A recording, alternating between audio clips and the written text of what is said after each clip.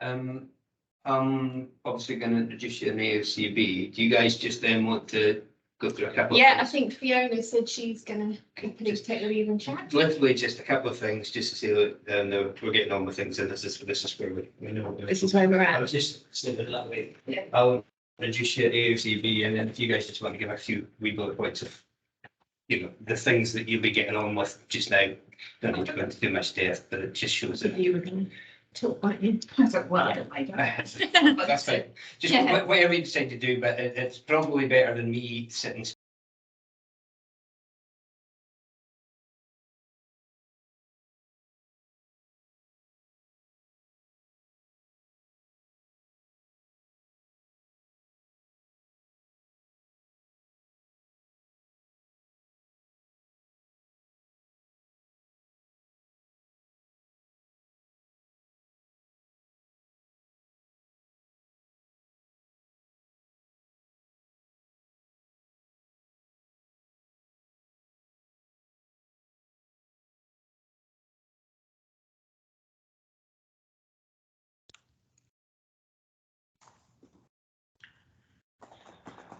But you turn that on.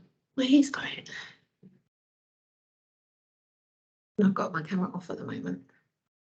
Yep.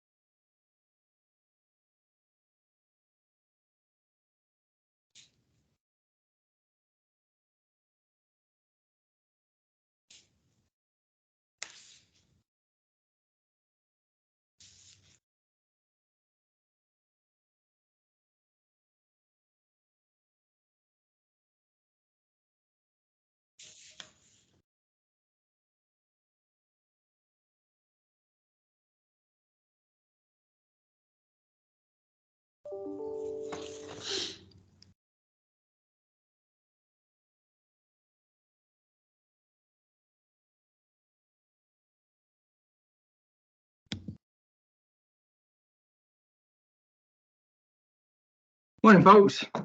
That was a bit of a hunt for the link, but I got it. Thanks, Natalie. You were quite right. I found it in the inbox. No problem. I've just resent it as well, just in case Yeah. anybody else. Thank you.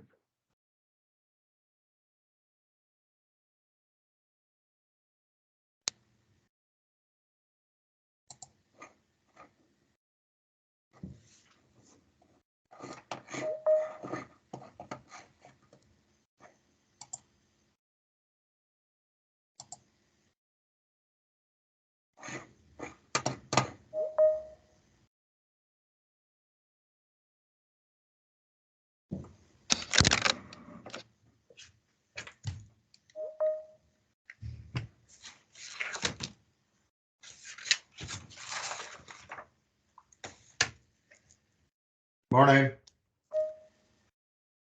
Morning, Scott. How are you getting on? Morning, Emma.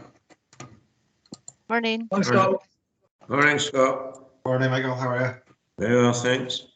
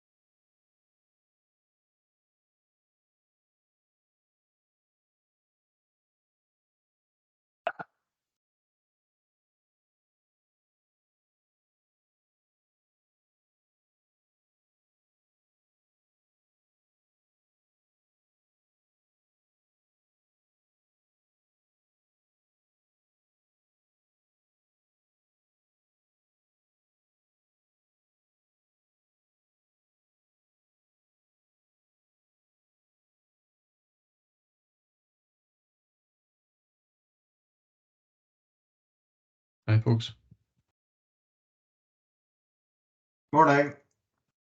Morning, Ronnie. Yeah. All got folk coming in, so we'll give it another minute or so yet.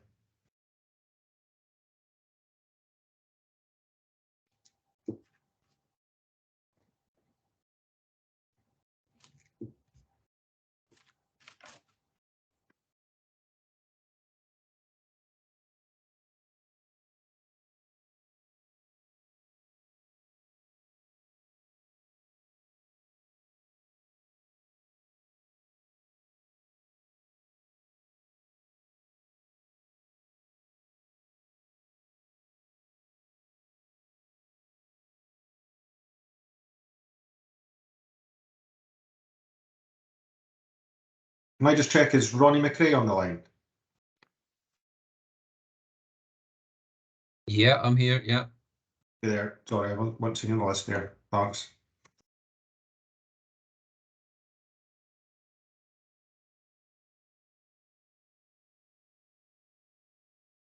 Okay, folks, it's a couple of minutes past 10. Just want to note all our guest speakers are in the meeting, so that's good. So we're good to go with that. First and foremost, morning, everybody, and thank you very much for tuning in for the second Saarland Community Partnership meeting of 2022. So a warm welcome to everybody. Just a few sort of housekeeping things to start off with. We're obviously on Teams. The meeting is being recorded, and what I would ask is just that if we can keep their mics on mute, please, unless they're speaking, and also if you can use the hands raised function if you want to ask any questions. The meeting today is obviously we've got a theme of housing, homes for people, and infrastructure. So there will be a fair bit of the meeting will be taken up with that, but it's a really big issue. It's a big topic for us. It's something that comes up in all areas across Sutherland, and it's something that we need to look at going forward. So can I just welcome all our guest speakers that are coming to the meeting today, giving up their time to give us their inputs. And I'd also like to, at this stage, welcome, seeing as this is our first meeting, just welcome the new councillors that come on board to the partnership. And also, I'm aware of the councillors that stood down since we've had our last formal meeting. So I'd like to thank the councillors that stood down. And in particular, I'd like to thank Deirdre Mackay. Deirdre put a lot of work into the forming of the partnership initially, and a lot of good work carried out. It's a real driving force behind it all.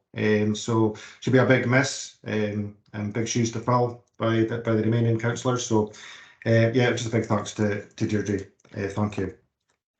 So moving on, apologies wise, I've got a note of David Shearer from SSE, Fiona Hampton, High Life Highland, Deborah Knight from NHS Highland, and Wilma Kelt, High Life Highland. Is there any other apologies, please?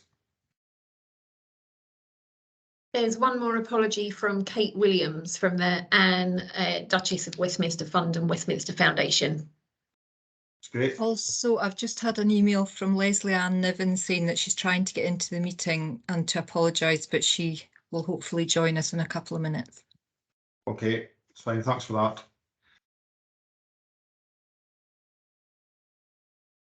Okay.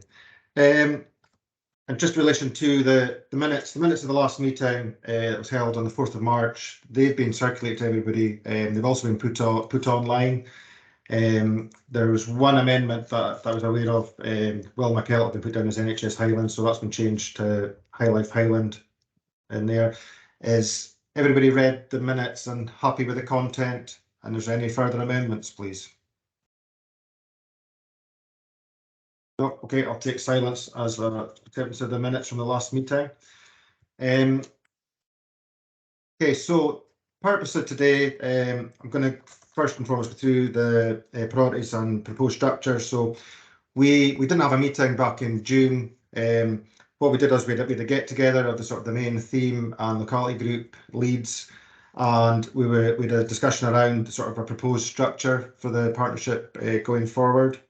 So what I'd like to do is go through that with everybody. Just now, just take 5-10 minutes just to go through what the proposed structure could look like going forward, and just have a wee discussion about, you know, what it was before, and then we'll move on to the main theme for today, which is discuss the issue of housing. So I'm just going to try and share my screen with everybody.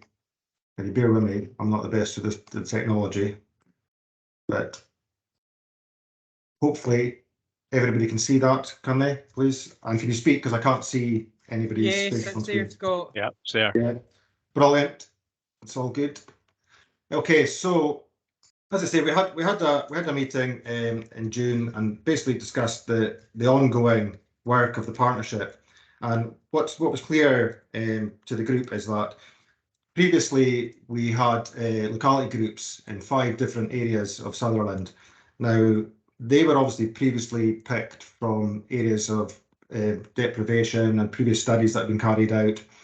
But what was apparent is that it's not covering the whole of Sutherland, so that there's pockets of the county that are not getting covered by the locality groups. But within the locality groups that are standing, so we've had Brora, Helmsdale, Golspie, Howler Sutherland, and Kinlochbervie. In those groups, the themes that are coming through and the issues are all the same. They're the same main issues that come across for the whole of Sutherland. And that's why we're looking at a move towards a theme-based approach for the partnership.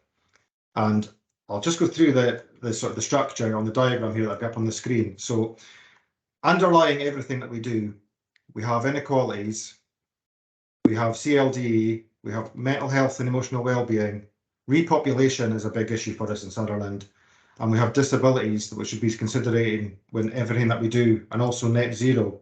So all these threads should run through everything that we're looking at, agenda-wise, through all the themes and all the different groups and meetings.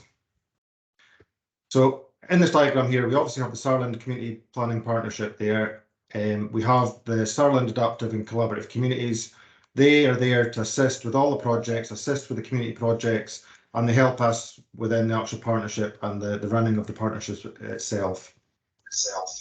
So sorry, somebody's got their microphone on. Can they please make sure you're on mute, please?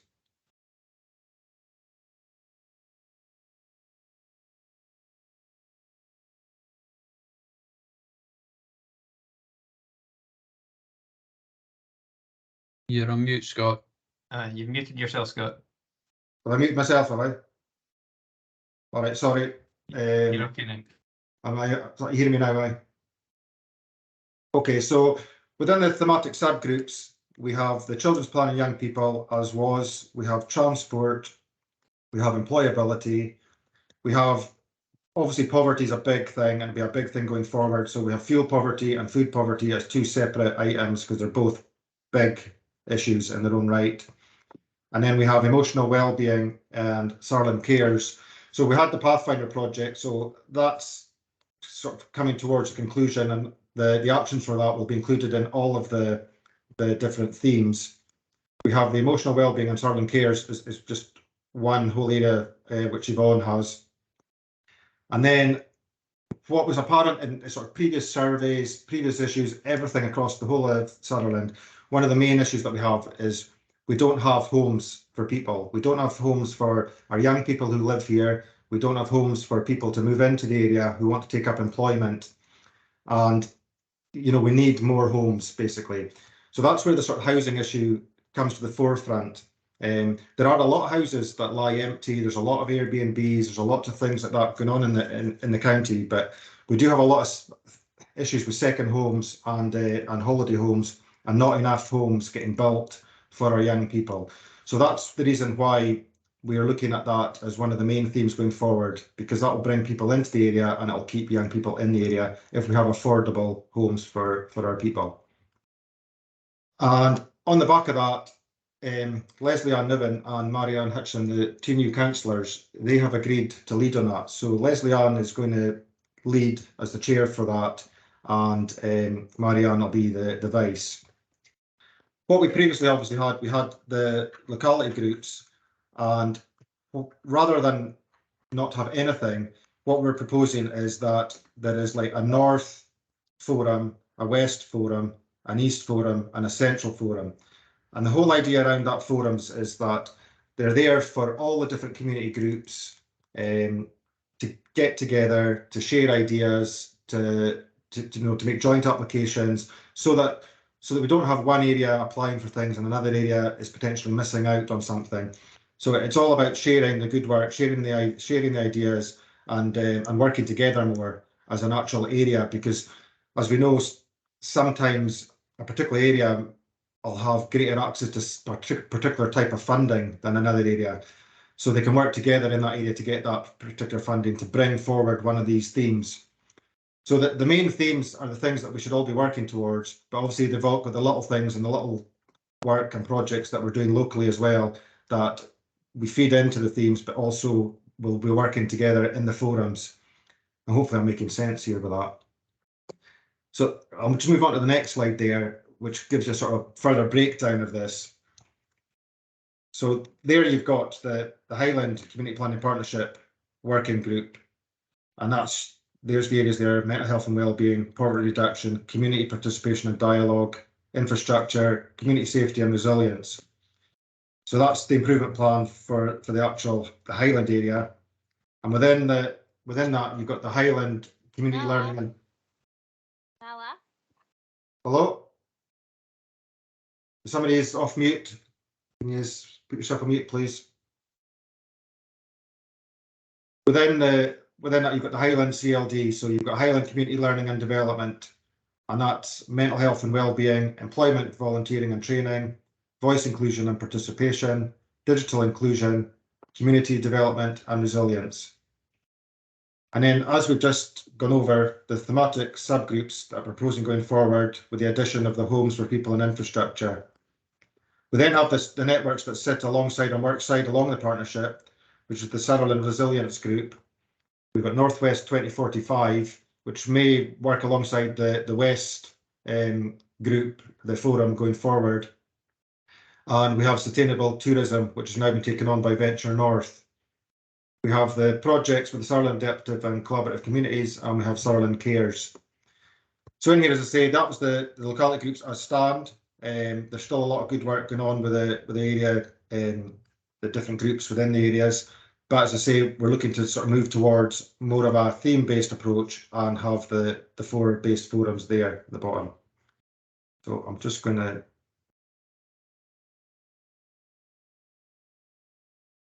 I just shut myself down. Can everybody still hear me? Aye. Yeah, still hear me. And just stop sharing. Is that me off of sharing? Yeah. Aye. Yeah, all good. Okay, that's the sort of the proposal, and that's the way we kind of see it going. Has anybody got any questions, or does anybody want to say anything, please? Yeah, Jim. Thanks, Scott. The locality groups have been a great value, but I think we're at a point now where we move on from that without actually losing the benefit of the work that they've done. And we have in the thematic working groups and CLD priorities across Highland, we have the words, and we have to deliver actions at our level. And I think the thematic approach will guide us towards that. Perhaps also it's kind of a favourite aspect of Scottish government. So I think if we just follow the direction that has been laid out for us, then it could be to our benefit in the longer term. Yeah. No, thanks for that, Jim. Yeah, certainly I think that it's all about the action, all about the outcomes for us, and the main themes are the big hitters. These are the things that we need to be looking at. And I think that with the sort of cost of living crisis that we're all undergoing at the moment now, then the likes of that main themes, particularly around fuel poverty, food poverty, the ones that you have, Jim, and also the employability, they all link together, and it's a major issue for us in Sutherland in particular, because we are discriminated against due to the type of fuel that we use and just because of the area that we live in, and that shouldn't be the case.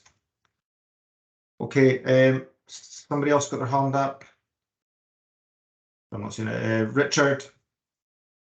Yeah, thanks, Scott. Yeah, I'm all in favour of the new approach. The only concern I would have is that we need to make sure we don't lose sight of the individual communities and their particular issues. They're small things, and the big themes are all there. We know that there's a commonality across the piece with those, but also the work that the small groups have been doing. We don't want to sort of dismiss that. We need to keep a focus on it, and we need to have an avenue for the local people to get access into this forum. I'm looking around the participants here today, and I'm not seeing a lot of local participants. We've got agencies, we've got housing, we've got everybody you can think of. But as far as local people are concerned, we don't have a lot of participants in that respect. So we must make sure that we're part of the community and not a separate entity. Because that's, to me, that's the death knell of an organisation like this. If we put ourselves aside from the community, then we lose the community and we don't achieve anything. That's my only concern. No, absolutely, Richard. I totally take that on board. And I think, well, the community is the key to this group. And, you know, the more we should be getting more people involved, and the more groups we're here to support the local groups in the community. This is all about community empowerment at the end of the day. So it's about the communities, you know, taking that power actually and doing things about things themselves, forming groups, and we're here to assist for that to happen.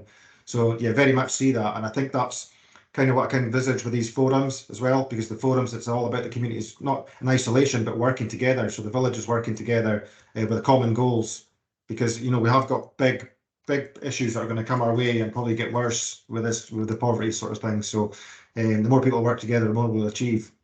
But absolutely some great work getting done, great work being done by the locality groups already. And there's no reason these groups can carry on, but it doesn't need to be sort of run by the partnership or by ourselves. You know, that the local areas can do that themselves, and then, you know, feed back into the partnership, and we're here to assist. That's very much the way I see it. But no, I totally take on board what you're saying there, Richard. Is it Anna Sutherland, is it? Hi, Anna Patfield from Planet Sutherland.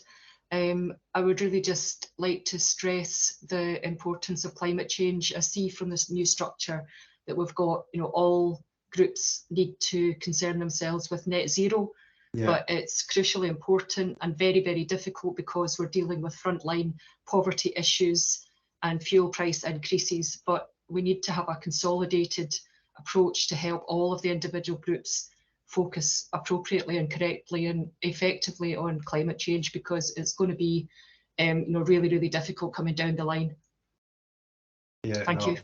No, thanks for that, Anna. No, I totally take that on board as well. And as I say, that was so one of the reasons why it sits there, and it is something that we should be considering in everything that we do as well. But as you say, there is, you know, it's not going to be easy for us going forward because of the pressures that's on us with respect to the fuel and food issues. Any other? Martin Thompson. Yeah, hi there, Martin Thompson from HIE. Just seeing the name of one of the thematic groups, the new one, housing and infrastructure. I was just wondering what's meant by infrastructure. What type of infrastructure?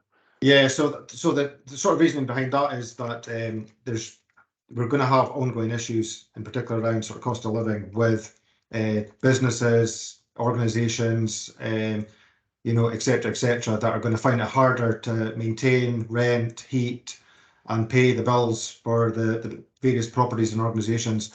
I already know of like one in the village I'm in just now that they're giving up their lease because of the cost of electricity and heating and things. So it's really about that and coming up with sort of common buildings for groups to use, having that assistance and having that just being involved and helping to try and rectify that issue.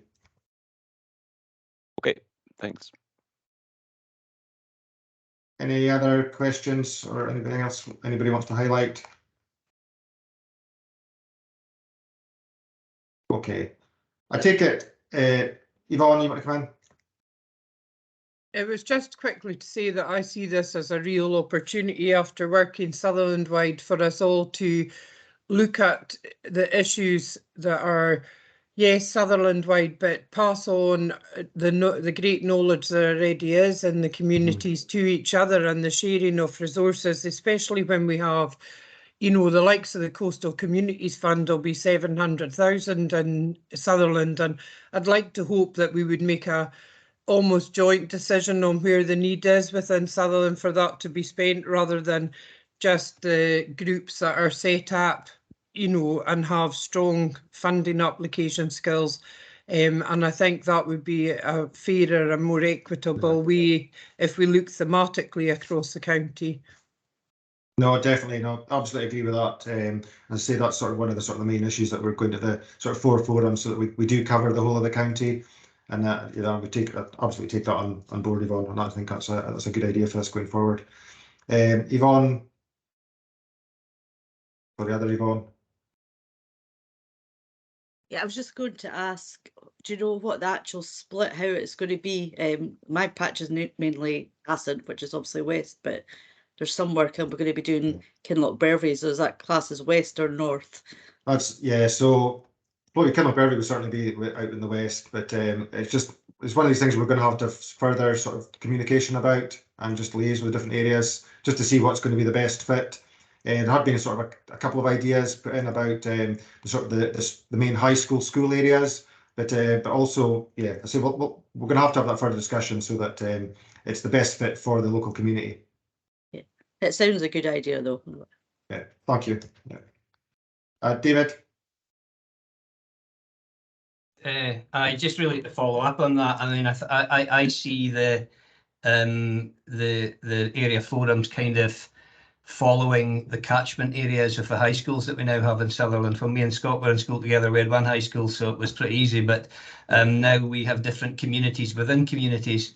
And although there are a few wrinkles with Sutherland, with Assynt kids and Lachinver kids going to Ullapool, and Gledfield and Edgerton kids going to Tane, which we'll have to find a way of working around that. I think that the communities of the future are the communities that people that you went to school with, and that's how we build in these communities. So I think if the area forums broadly cover school catchment areas, I think that would be a really, really good step forward. And then the real trick, as everybody's saying, is to bring all 4 forums together so that we still have that Sutherland aspect, and the 4 communities within our bigger community can come together and act as one big community. But I think it's a really good step forward. The North Forum, and the North Coast wasn't represented in any of our locality groups, and I think realised that in the last project, and therefore we formed the North Forum, and I think it started to work well, and it was just a really good communication tool so that all the communities could work together, avoid duplication, ensure the best efficiency, and ensure that the people who were able to give support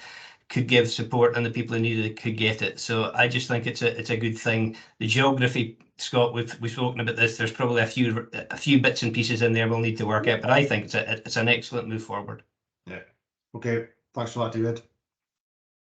Okay, folks. Anybody else got any further comments or anything they want to say about the proposed structure? Oh, okay. That's grand, folks. So yeah, I'll take that as a positive, and we'll look to put that in place now and move forward with that proposed structure and ideas going forward, and then we'll have the necessary sort of liaison and speak to the different communities about who goes into which forum and how we take that forward, and then I'll also need to agree the chairs for that individual forums and that going forward as well. But that's great. Thank you for that. Next item on the agenda then is moving on to the main sort of theme for today, which is around homes for people and infrastructure. And as I say, Leslie Ann Niven is kindly, as one of the new councillors, has agreed to take this on as the chair for it. It's a big issue, it's a big theme. It's not going to be easy one to have quick wins. It's very political. But as I say, it is an issue that affects us all in every village across Sutherland.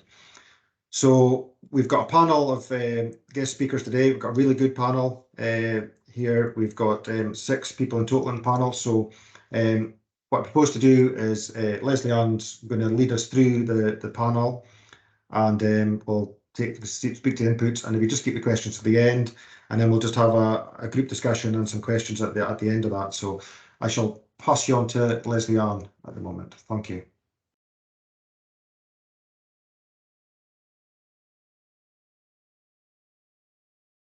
Are you there, Leslie Ann? Hi, folks. Good morning. Sorry. I have to apologise in earnest that I'm not actually operating on 100% here. I'm just getting over COVID and I'm still feeling a bit ropey. So if I sound like my voice keeps breaking, it's because it kind of does. So welcome to everybody, and thanks very much for agreeing to come along and present. As Scott has already said, this is one of the smaller subgroups, if you like. So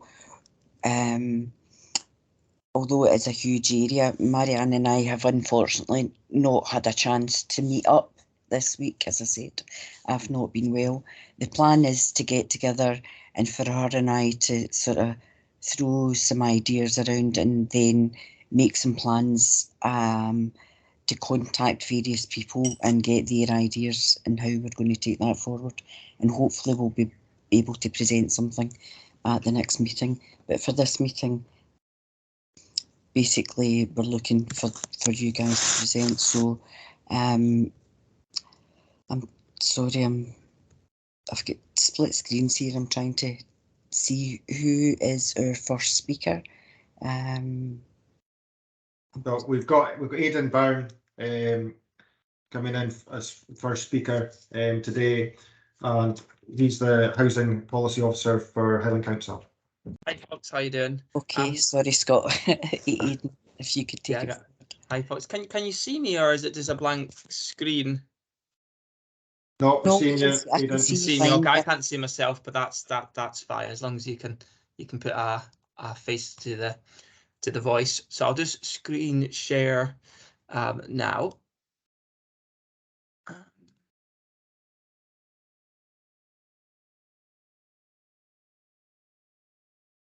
So can everyone see that? Yep, seen that, Aidan. That's good, great. So hi there, my name's Aidan Byrne. I am a Housing Policy Officer at the Highland Council, and my remit is specifically in the Highland Housing Register, also known as the HHR, and this is our policy allocation system that we use in the Highlands. And I also have a remit within homelessness and housing options. But today is going to be specifically focused on on allocations and how we allocate and how we award points for our housing applicants. So I'll just run through it by giving a quick introduction about what the Highland Housing Register is, the HHR. So the HHR is a common housing register. So this means that it's not just the council, it's the council in partnership with 5 other housing associations within the Highlands. And as a partnership, we share the same application. So you complete one of these applications, the red one on the screen. That means you're on the housing list for all 6 of the housing landlords in the Highlands. We also share the same housing list and share the same allocation policy. Alban and Cairn housing associations, they're the 2 biggest out of the 5 housing associations, and they operate in Caithness, Sutherland, Roshire, Inverness, Nairn and Badenoch and Strathspey. Alban have properties throughout Sutherland, while Cairn only has over 50s accommodation in Stratford Court. Caledonia Housing Association, they're the newest member of the partnership, and they are currently only based in Inverness. And the last 2 housing associations there, well, they're based in their namesake. Our allocation system is points based, so we award points based on your housing need. So the more need you have, the more points you have.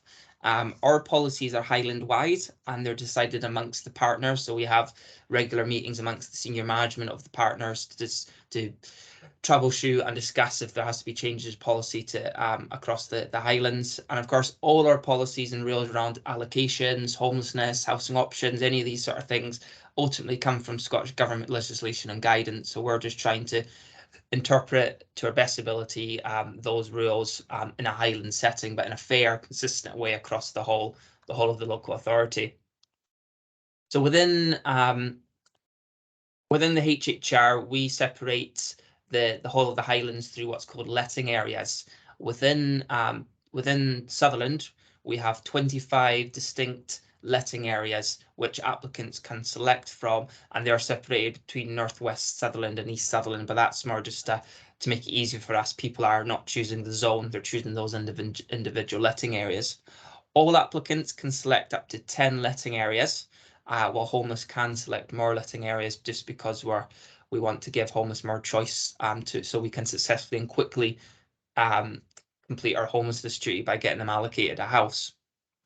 And many applicants don't just choose all their choices within Sutherland. So many applicants will choose maybe a wide range of areas across the Highlands, or for example, they live in Tyne, they might choose Tyne, Durnock, you know, so people don't just stick to the one area. Some people do a scattered effect and pick housing across the Highlands. Applicants will only ever be considered for housing in the areas they selected. So if I selected Durnock, Golspie and Emball, I would only ever appear on housing lists for these areas. So I wouldn't appear on a housing list for Brora, for example, unless I picked it. So that's why we always tell applicants to pick the areas they want to live in, and if they don't pick it, they won't appear on it. There's not a kind of bleeding effect in our housing list. You have to be specific about which areas you want to live in. Demand differs in each area. So for example, we could run a housing list today and I could be second on the housing list for Brora, but then we could run the same list for the same type of house in Durnock and I could be 15th on the list. So demand and supply is different in every area, and the amount of points you need, the likelihood of getting allocations differ in every area, even if the areas are really close. So there's always a specific and unique difference in housing supply and demand in each area. And we do have what's called the Highland Council Prospect Tour. There's the link, and when this is sent out with the minutes, you'll be able to click on that link, and that link allows you to see the supply and demand for each of these individual letting areas, and that's broken down quite specific. So you could see how many people have applied for a 2-bedroom house in Durnock, how many times we allocated that property last year. So you can get quite a good amount of information by that, and that can tell you roughly how many people you're competing with on the list, and based on last year's turnaround, how likely you may be to get a house. Some areas have quite a healthy turnover, while other areas there's very little turnover, therefore it's less likely you get allocated in that place, which is again why we always encourage applicants to select as many areas as they think they can accept to live in, because the less areas you select, the less likely you are to get allocated. Is a simple mathematical probability. If you're in the bidding for more properties, more likely to get a property. So what type of housing need do we recognise as the Highland Housing Register? Well, like I said, we recognise unmet housing needs, and the way we determine what need an applicant has is by what they put into their housing application and what evidence they provide us. We also use that information to determine what property size they should get. So if you have a 2-bedroom need because you're a couple with a child, you'll have a 2-bedroom need. So that's we wouldn't offer you a 1-bedroom property, for example, as your permanent house if you had a 2-bedroom need, and very rarely would we offer you a 3-bedroom, but that does happen from time to time. So I'm just going to quickly run through all the reasons we would award points, just so you know exactly why we would award points for folk. So we award points for people who are homeless or threatened with homelessness, but that's only if you've been assessed as homeless with the Highland Council. So if you've been assessed as homeless with Glasgow City Council, for example, and I've just put in an application for the Highlands, you won't be given homeless points. You'll just be given normal points based on the other categories. So you'll only get that homeless priority if you've been assessed as homeless through us. Insecure accommodation, they're given to people who are living in a private sector tenancy, or living at home with their family, or lodging with friends. Is effectively anyone who isn't living in a property that is a council type tenancy, or their own owned property. That's because you have less tenancy rights if you don't own your own property or have a council tenancy. Sharing facilities is points you get awarded if you're living in a property with another household who you won't be moving out with. So staying with friends, lodging, having flatmates, living with parents, for example, because you're sharing facilities with them. Poor housing condition, that's just related to disrepair, and we award low, medium, high, depending on the severity of the disrepair. Overcrowding is obviously just overcrowded property. We also award extreme overcrowding if there's 3 or more people in a room together, and we recognise overcrowding if the overcrowding is caused by having children who stay with you temporarily, like over the weekend. We also give points for under occupying. This is because if we have someone who's, let's say, has 2 spare rooms and we can get them to move to a 1-bedroom property, we've just freed up a 3-bedroom property that we can then give to a family who are overcrowded. So that's about making best use of our stock. We also award points if you're unable to receive or provide care. So for example, let's say you are a carer for your mum, but you live 40, 50 minutes away. If you lived closer to her, you'd be able to provide much better care and improve her quality of life. So we recognise that and can give you points to help increase your chances of moving closer to someone you care for, or closer to someone who cares for you. We award points to children who we have a corporate parent duty to. So that means if you are in care when you turn 16, we will seek to give you offer you a tenancy when your tenancy ready. As part of our corporate parent duty. If you have a need to reside for a particular letting area, we will also award points. So if you've lived in an area for more than 12 months, you work in an area, been offered employment area, or have a care need to return to the area, we will award points to you to help you to return there or remain there. If your housing situation is making your health worse, we will also award you points. This is called accessible housing. And again, that's depending on severity of how bad the housing is making your health. We can award you low, medium, or high points. And we also award, if we have 2 tenants who have a joint application, but they live in 2 separate HHR tenancies, and they want to move into 1 tenancy, we award points for that as well, because if we can get 2 tenants out into 1 tenancy, we've freed up 2 properties. So again, it's best use of our stock so we can help other people in need. We also offer, the council specifically also offers sheltered housing to those who are eligible for sheltered housing. And this provides enhanced tenancy management. So for example, a community warden that will come on may check up on the tenants, give them a hand, but it is different to assisted living. We don't offer that. If a tenant who lives in sheltered housing needs assisted living, that would be through the NHS and social work. They would get that. I'll just talk you through kind of the process a housing officer takes when a property actually becomes available. Just so you kind of know what goes into the mind of an officer when there's a property is coming up for let. So let's say a 2-bedroom house in Durnock comes up for let. So the housing officer runs a shortlist, as it's called, which will include every housing applicant who has selected Durnock, has selected a house as a preferred property type, and has a 2-bedroom need. So if they tick all 3 of those boxes, they'll appear on that shortlist, and they will be ordered from highest to lowest points. And then the housing officer will offer the property to the first suitable applicant with most points. I say first suitable because it's not always the applicant with the most points who gets the property. It could be the person who's 5th on the list, 10th on the list, 2nd on the list. And that's because sometimes we have to bypass applicants because they may already have an offer, and we don't give people 2 or 3 offers. If they already have an offer, we let them consider that offer first. That house might be unsuitable for that particular applicant because they could have an accessible housing need, which isn't going to be met by that house. Or that house might be in a location that's unsuitable because it's close to an abuser, or there's historic neighbourhood issues that would make tenancy management extremely difficult. So sometimes we will bypass individuals for that. So that's why it's, within housing, being top of the list doesn't guarantee you an allocation the next day. Sometimes it's waiting for the suitable house to come up for you as well. And then I'll just quickly tell you about a few statistics, just so you know kind of what the HHR is for Sutherland.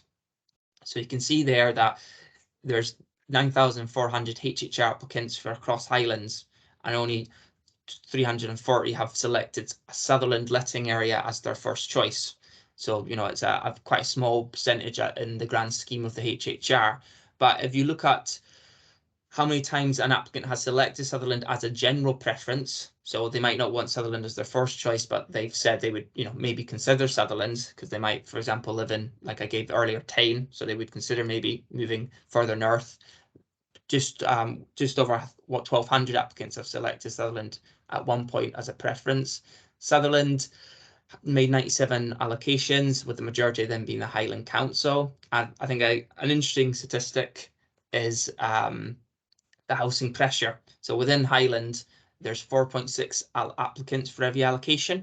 but within Sutherland it's 3.3 applicants for every allocation. So that means the housing pressure is a bit less across Sutherland than it is the Highland completely.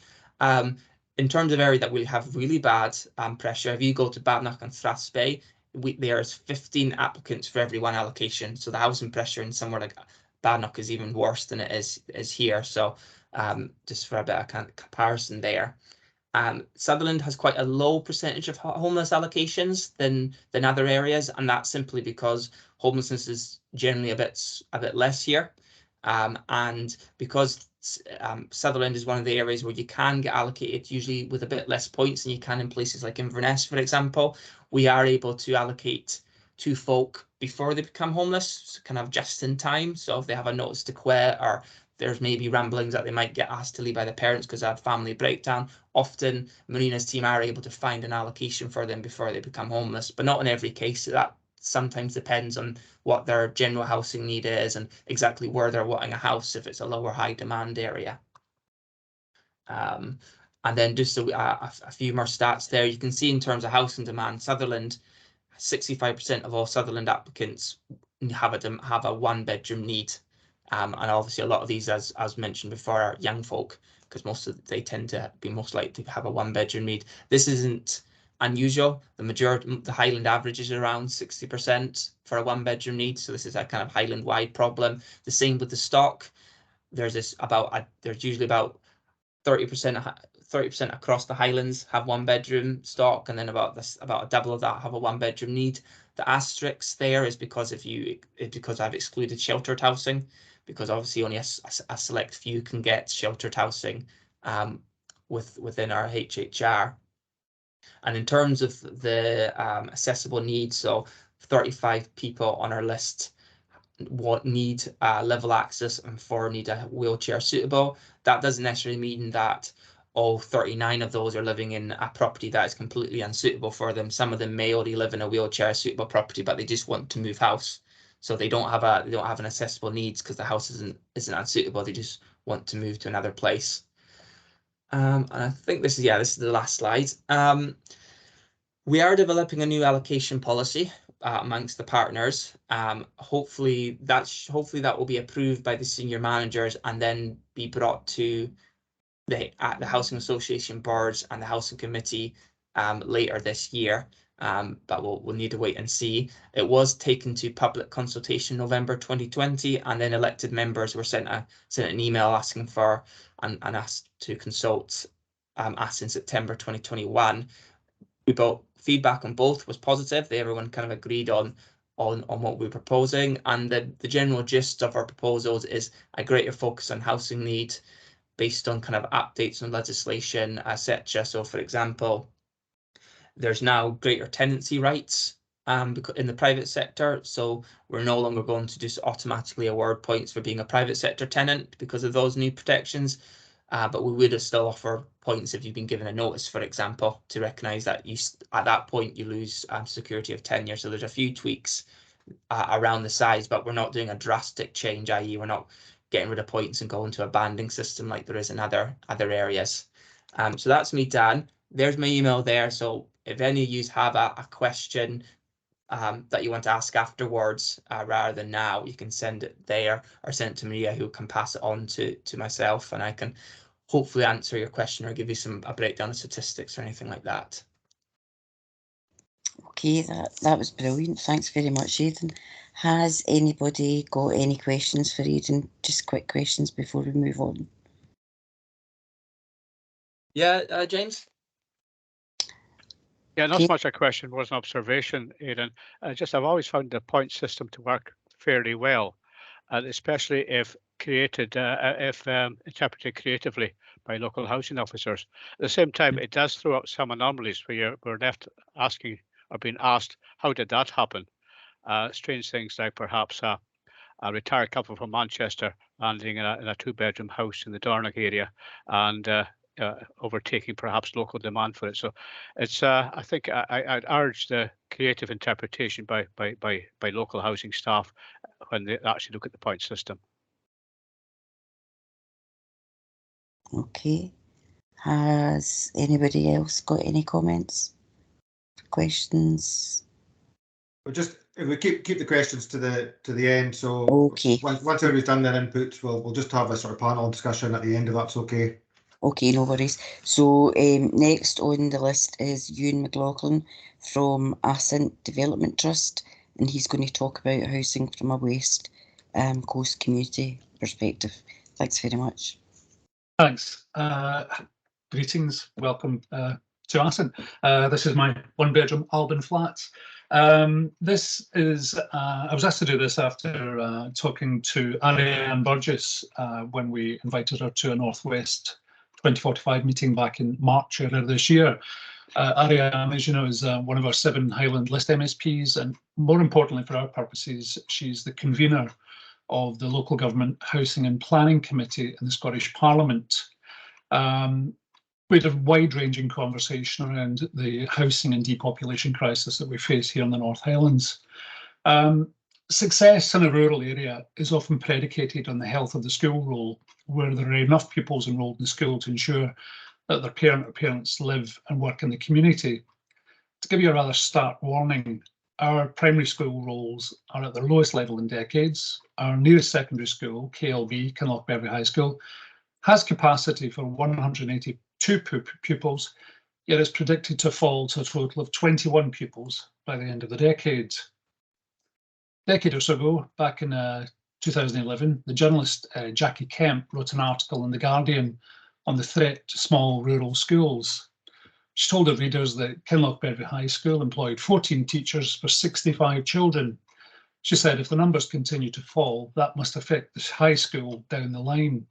The secondary was opened in 1995. Prior to that, as many of you know, children had to board at hostel school on the East Coast in Golspie after the age of 11. This is something that very few parents want to see a return to. Here in Ascent, aware of our own falling school roll and lack of local attainable housing, we've been working with the Community Housing Trust and Highland Council and others, and we carried out a housing needs survey back in 2019. We discovered that in the 2011 census, Ascent had 698 homes in the community. 30% of them were holiday homes. This was significantly higher than the rest of the Highlands second home average of 5.7% and Scotland's overall average of a mere 1.5%. A decade on from that, with the boom in short-term lets, it's a desperate situation. You can now do a search on one online travel agent, for example, Airbnb, for holiday accommodation in the area and get a return of over 300 homes to rent. Of course, there'll be a few camping pods and yachts in that figure, but the overall picture is that of a move away from Granny's Button Bend to a situation where any available property is snapped up by those investing in the short-term let market. This has led to a situation where those with deeper pockets are removing the opportunity for locals to buy a home in the area they've grown up in and been educated in. One house recently put on the market has attracted a lot of attention, as the owners are asking for offers over £800,000 for a 4-bedroom house with a not particularly bountiful croft. Its main selling point is its location overlooking a stunning beach. Since then, back in May or March rather, when we gave this talk to Ariane, local knowledge has it that the house sold for £1.2 million. This scenario simply leads to local folk moving elsewhere to work for higher paid, non-seasonal work, and maybe if they're lucky, affordable accommodation. To put this all into context, this past year saw 768 new homes built in Inverness, in and around Inverness and out towards Murray, over 1,000. In Sutherland, there were 28 new homes built. 22 of them were built on the East Coast, with only 6 completed in the Northwest. The 4 houses in Ascent were all holiday homes. When we look at the last 20 years or so of building, we can see that between 2000 and 2011, there were 217 houses built in the Northwest area. The last decade has seen that number drop to a grand total of 92 houses. That's 92 houses built in 10 years. In the Northwest, access to land for building is difficult.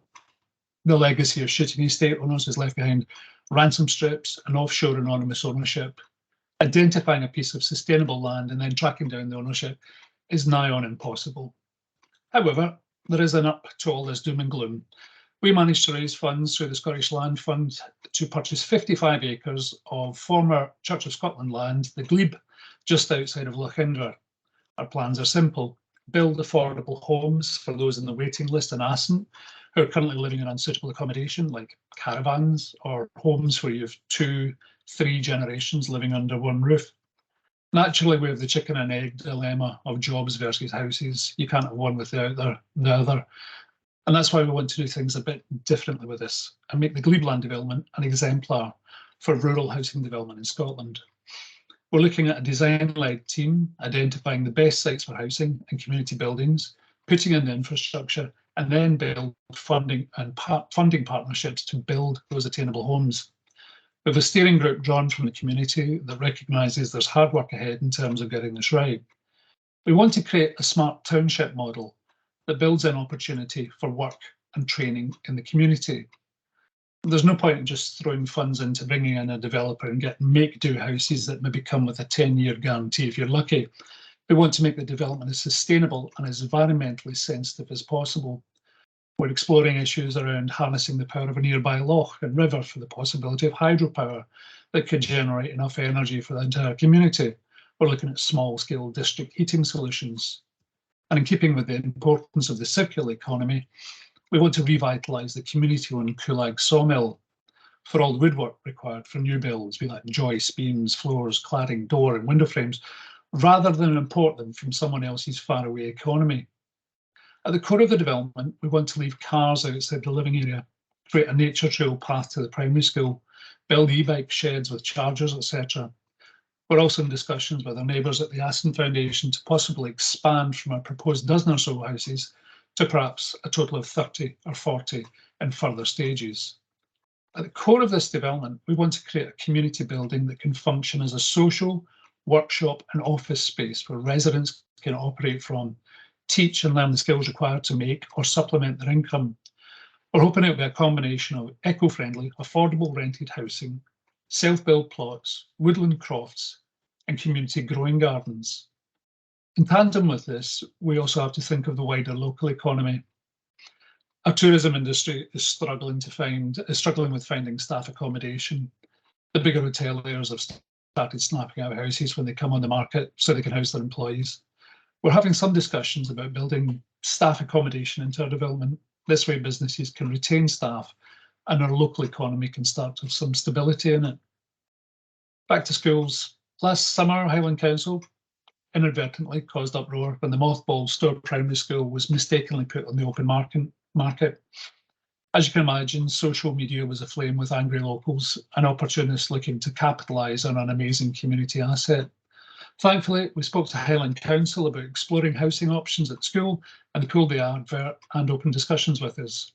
Currently, we're working with them, Community Housing Trust and an architect to use the school and surrounding land for a possible affordable housing development, which aims to develop the school as a multi-purpose community enterprise and possible residential development. We've since put this out to consultation and received 134 mixed responses. Residents in Stowe were more interested in other uses of the school than housing, citing the lack of public transport and visual impact. Non-Stowe residents were of a majority in favour of a possible mixed housing and other use facility. We're in a real make or break situation here. I've spoken specifically about Assynt as I live and work here. My colleagues in Scowrie, Ackledy, Durness, Kinloch, Bervie and Tongue can tell you the situation is more or less the same in their parishes.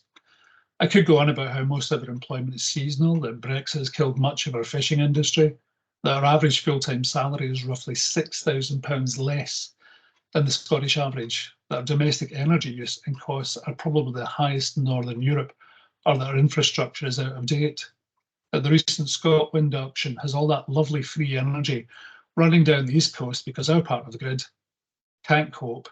But I won't say that. Instead, I'll say this. 1,000 houses built in and around Inverness is great.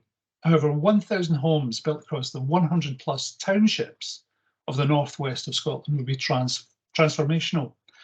So what's our ask? We need you, that's Ariane, as one of our influential MSPs to work with your colleagues in Holyrood and help to reverse the depopulation trend that we face. Otherwise, we're raising our kids to leave rather than stay. and the Northwest will simply become a peaceful retirement home for the well-to-do and their live-in carers. There you go, that's me. Thank you.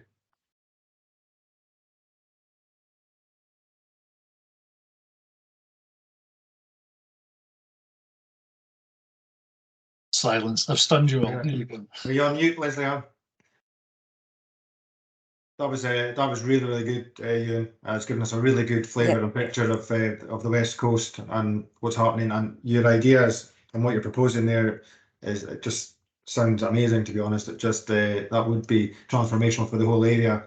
Some really good ideas there, and some things that we can pick up for other areas. And I say this is all about for the whole of Sutherland, but your area in particular does suffer from these issues. Really well put by yourself, and that was really interesting. Thank you. Yep, sorry about that technical hitch again. I'm not great at swapping between screens. But yeah, thanks very much, Ewan. That sounds absolutely fascinating. Very much in line with this sort of 20-minute village thing that people are talking about, where, you know, we're kind of going back to the old days. But yeah, I'd love to talk to you more about that at another time. But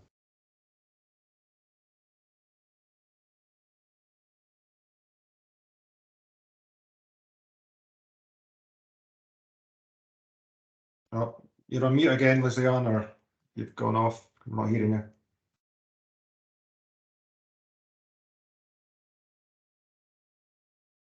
sorry, I muted myself again. I'm failing miserably, I'm afraid. Yeah, usually I would be up the stairs and I'd have two screens, but I've only got my laptop here, so do excuse me. So our next speaker is John McHardy from the Housing Development.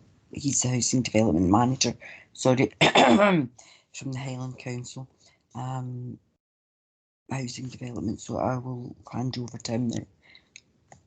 Great, thanks for that, and thanks for the invite to come along this morning. So far, it's all been very interesting.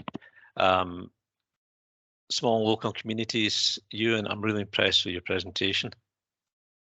It's what I'd expect from you, because you're obviously very passionate about your area, but very realistic also. And you know, we have worked on the Stour School, and I think we'll continue to work on other projects in the area and other areas out with. Maybe I could start by saying an apology on behalf of the Highland Council for the Stour School debacle. It should never have been advertised. It was a glitch in the system, which won't be repeated, but thankfully it was rescued. Having said that, whilst it was a glitch, it was quite interesting because it did focus people's minds on just how much interest there is from out with the area. And that was a wake-up call for some people, perhaps, about just how much demand there is put upon local communities by the demand from out with. So yeah, so apologies for that. In terms of presentation, I'm going to do a very short presentation because I'm aware that there's Ronnie to follow and then Boyd, and we must have time for questions and answers. I would say that I'm the Housing Development Manager for the Council. I've worked for the Council for a few years.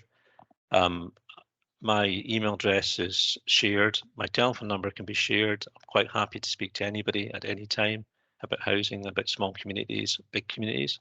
So that's what we're here for.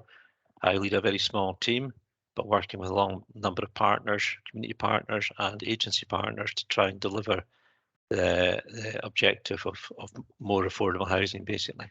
So if I can share my screen, I've only got one screen here because my internet's failed, so I'm sitting in the village hall.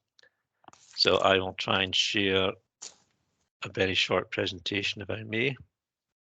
I'll go back to that one.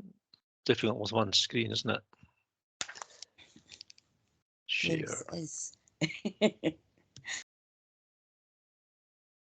Especially when you've got 29 windows open. It's not very healthy, is it? Okay, hopefully most people can see that screen there. Yep.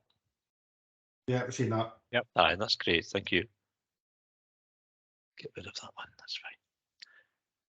This very short presentation, delivery of affordable housing in the Highlands. Well, as it says, I'm John McHardy, Housing Development Manager based in headquarters or in the small village of Edmonton at the moment where I live. A few slides on the funding and delivery vehicles, investment levels, the role of the Highland Housing Hub, which I'll explain, and the constraints and solutions to delivery. I would say that constraints and solutions, I'd like to say that solutions and then constraints, but we can come on to that because we should be a can-do organisation. In terms of delivery vehicles, we work closely with those already mentioned, Alban, Cairn, Loch and Skye geographically, Le Havre geographically, Caledonia, who are the new kid in the block, and other nationals who are coming into Highland, such as Link and Places for People. Places for People are the developers of Tornagreen. So you've probably heard of Tornagreen, but you may not have heard of Places for People.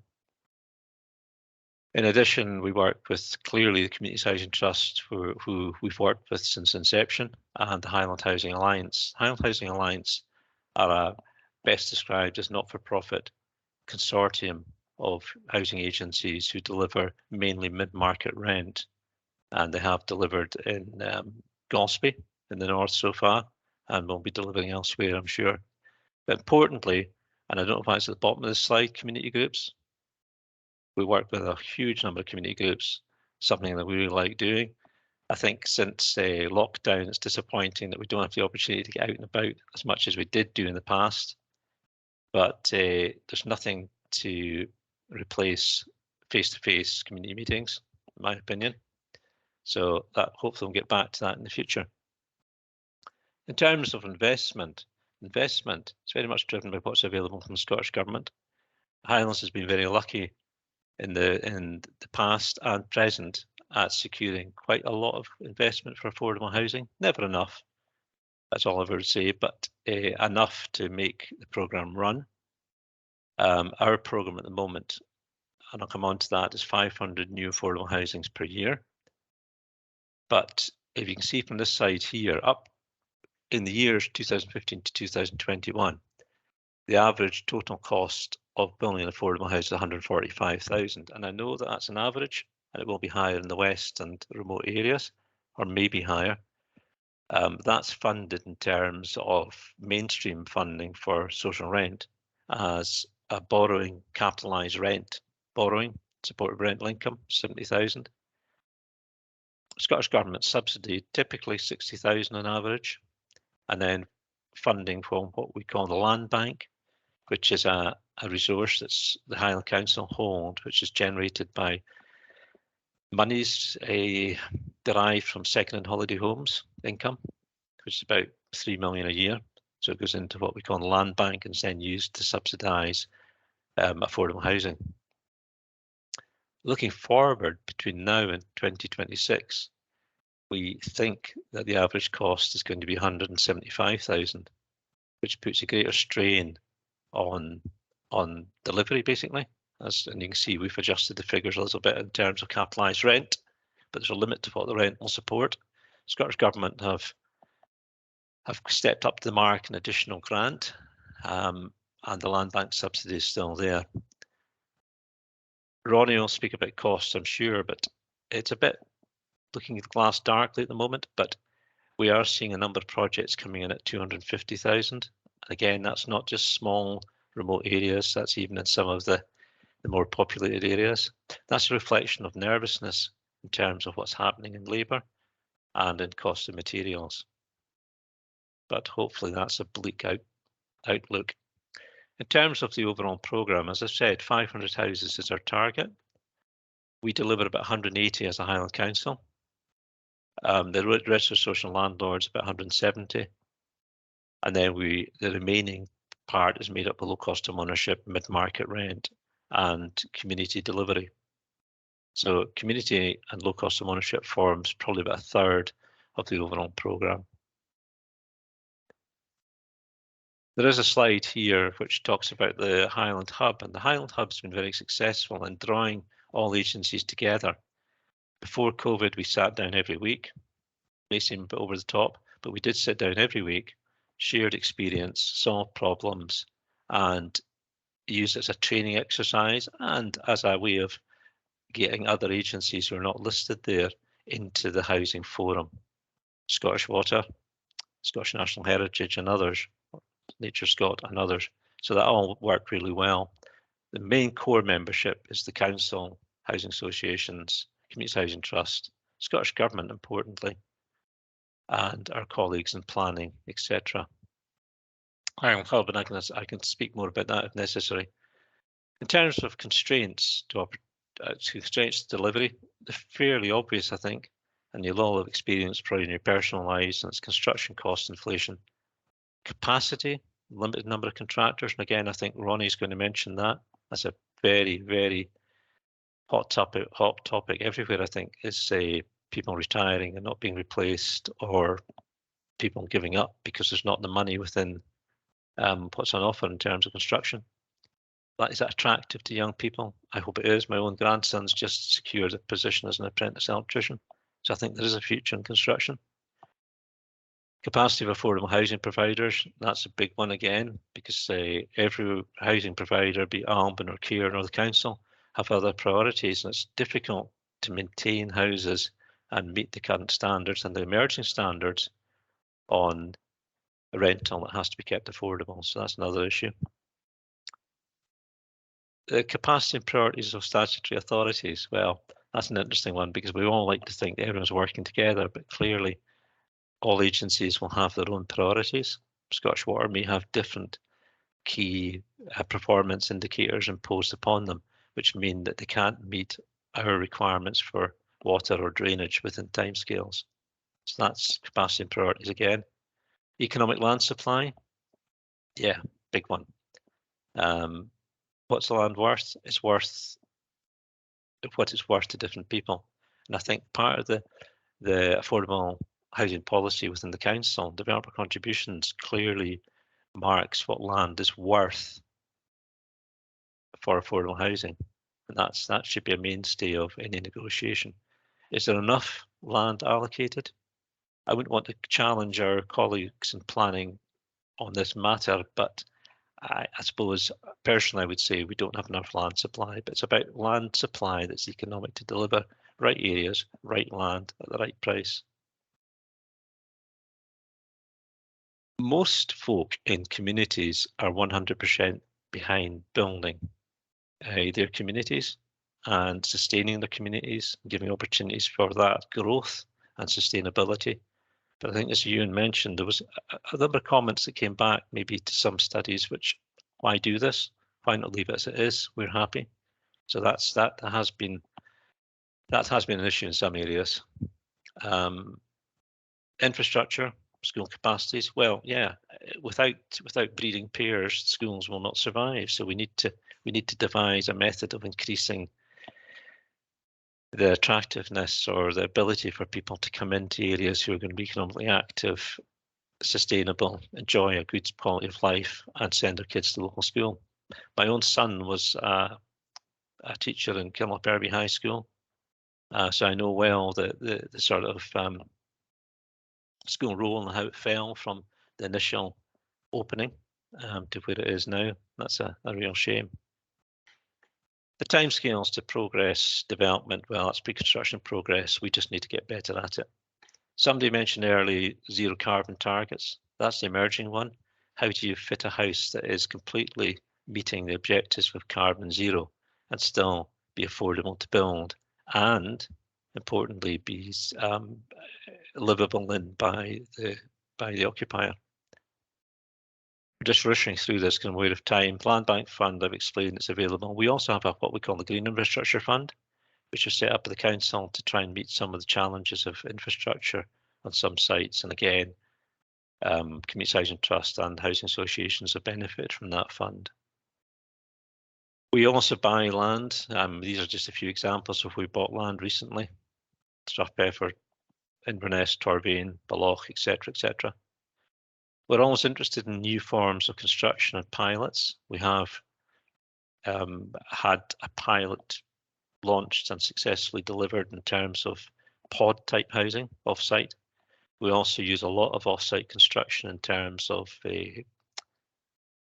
kit houses, basically. So that's something that's always worthy of discussing, and I think Ronnie will have ideas on that also.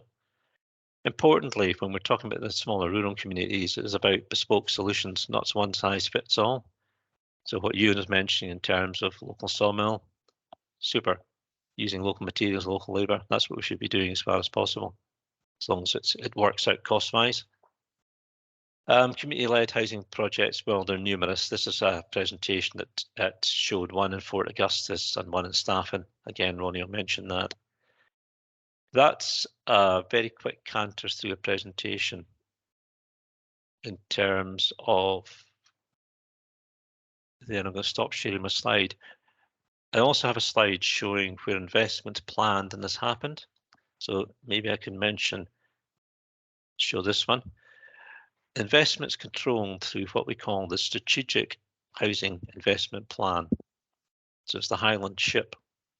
Now, the Highland SHIP is something that we're required to do, but we want to do, along with our partners, and defines where we're going to intend to develop within a 5-year period. That's refreshed every year. It's taken to our council for comment and agreement, and it's then lodged with the Scottish Government as a, if you like, as a promise to what we and our partners will deliver. So this screen here, which I can send out and circulate, the main SHIP is on the website somewhere, but this shows a number of projects in Sutherland where they are Highland Council rent, Housing Association rent, low cost of ownership, mid-market rent, or funded through the Rural Housing Fund, which again, Ronnie will probably speak about.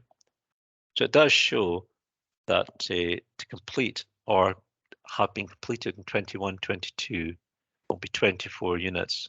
It's a very small number, mainly in Dornoch and Betty Hill. But if you look at 21-22 in terms of approvals, there's other ones to be approved, which is something like 54, and then rolling on the years. Sorry, John, was there supposed to be a picture we could see? Do you think you're sharing your screen? I thought I was sharing my screen, but maybe I'm not. Beg your pardon. See anything, sorry, John. No, that's okay. Back to sharing. It's one screen problem. If I share my holiday pictures, sorry, but it's not going to be my holiday pictures. It's going to be this. This is an extract from the Strategic Housing Investment Plan. Thank you. Which shows where tenure-wise, housing, council for rent, housing association for rent, low cost of ownership, mid-market rent, rural housing fund, where we intend to develop in the next 5 years, 6 years, including this year. So this table, when I circulate it, will give you an indication of where we and the council and their partners will deliver. It's not an exhaustive list. And again, Ronnie would, if he came on the stream now, would challenge me as to why some are not on this list. It's not an exhaustive list, and the SHIP is not in tablets of stone. What the SHIP is an indication, a broad indication of where we will invest, housing grant and other investment, but it's always open to review. And when it's accepted by council members, as it was last November, it was on the basis that we will be completely flexible and we would consider every single project that comes our way on merit. So it's not an exhaustive list, it's just an example. So sorry for not sharing that, but that is the housing SHIP. Sorry if that's a bit of a canter through. I wasn't sure what you wanted to hear from me, but hopefully that gives you a flavour. This partnership, we're working with many. You'll hear from Boyd in terms of what we're doing in repopulation, along with HIE. That's really interesting stuff. Boyd's a recent appointment. You'll hear from Ronnie, who's an old hand at community development, and he's always got something interesting to say. So, Scott, if I could leave it at that at the moment, always happy to take questions. Thank you. Excellent. Thanks very much, John. And obviously, Ronnie needs no introduction now. So if we could move on to Ronnie from the Community Housing Trust, and we'll have some questions for everybody at the end, I guess. Okay, thanks. Thanks, folks. I'll just try and share my screen here. Fingers crossed you can see something coming through there. Is that working for you folks? Yep, we've got a nice group of people from Community Housing. Good. Well, I'm Ronnie McCrea. I work for the Communities Housing Trust. We used to be known as Highland Small Communities Housing Trust, but we now work from the Central Belt, pretty much everywhere north, and including the Highlands. I'm a Sutherland boy. I'm a Modernist boy, born and bred, but now immigrated sort of southeast to Dornoch, so still in Sutherland. Community Housing Trust is a company limited by guarantee. We're a not-for-profit Scottish charity. We don't get any public core funding, so we're independent, but we do work closely with local authorities and Scottish Government and housing associations. Our main focus of our work is community support. More often than not, helping communities do the work for themselves, but where required, we'll do it on their behalf, and it's predominantly round about providing affordable housing and a wide range of choice in affordable housing. But the main part of our name, for me, if you like, is the community. So it's more about community sustainability, and importantly, it's capacity building. So diversifying the community, the economy, and the services is key to our work. Starting off discussions in communities is very much about encouraging a holistic discussion. I think most of the themes, sorry, this presentation is bouncing about here. Most of the themes in our discussions were covered in Scott's introduction there, and I think, you know, whether it's the environment or services or housing or economy, transport, all these things are part of the discussion, because we need to be providing the right housing in the right places, and enabling communities to regenerate and repopulate. That's a key thing. We base most of our work on local surveys, but also on historic work, existing reports, etc. And like I said, it's with the aim of deciding what housing choice is required in that communities, and that's how do we stimulate economic benefits, social benefits. You know, we need a social infrastructure in most communities. And that's about retaining and, where possible, improving existing services. You know, things like schools and surgeries are always key health services. Virtually all the communities in Sutherland, from my experience, that there's skill shortages or gaps at least. And that could be seen as a negative. We see that as an opportunity. And it's an opportunity to make sure that Sutherland is decentralising things. Communities have everything they need in the community. And that's a big aspiration, but I think it needs to be ambitious. There's some of the communities that we're working in live at the moment, if you like, and if a lot of these projects come through, you know, I was quite surprised just totting it up last night. You know, there's potentially over 60 mixed tenure housing, and that includes some market, not all affordable, various commercial and social facilities, and the future pipeline, with some communities that are not on this list, very early discussions, and for some on the list at the moment. The pipeline is potentially pretty good and pretty positive, but it requires forums such as this to make sure communications between all agencies is effective. If we're going to be delivering in all the communities, we need everybody working together. A lot of our work over recent years has been about proof of concept, and there's lots of projects, like John says there, that have provided the concept. You know, it's about mixing economic jobs. Gairloch, not far away, is a good example, and one well worth visiting. You know, the Gale Centre, it's a community-owned centre.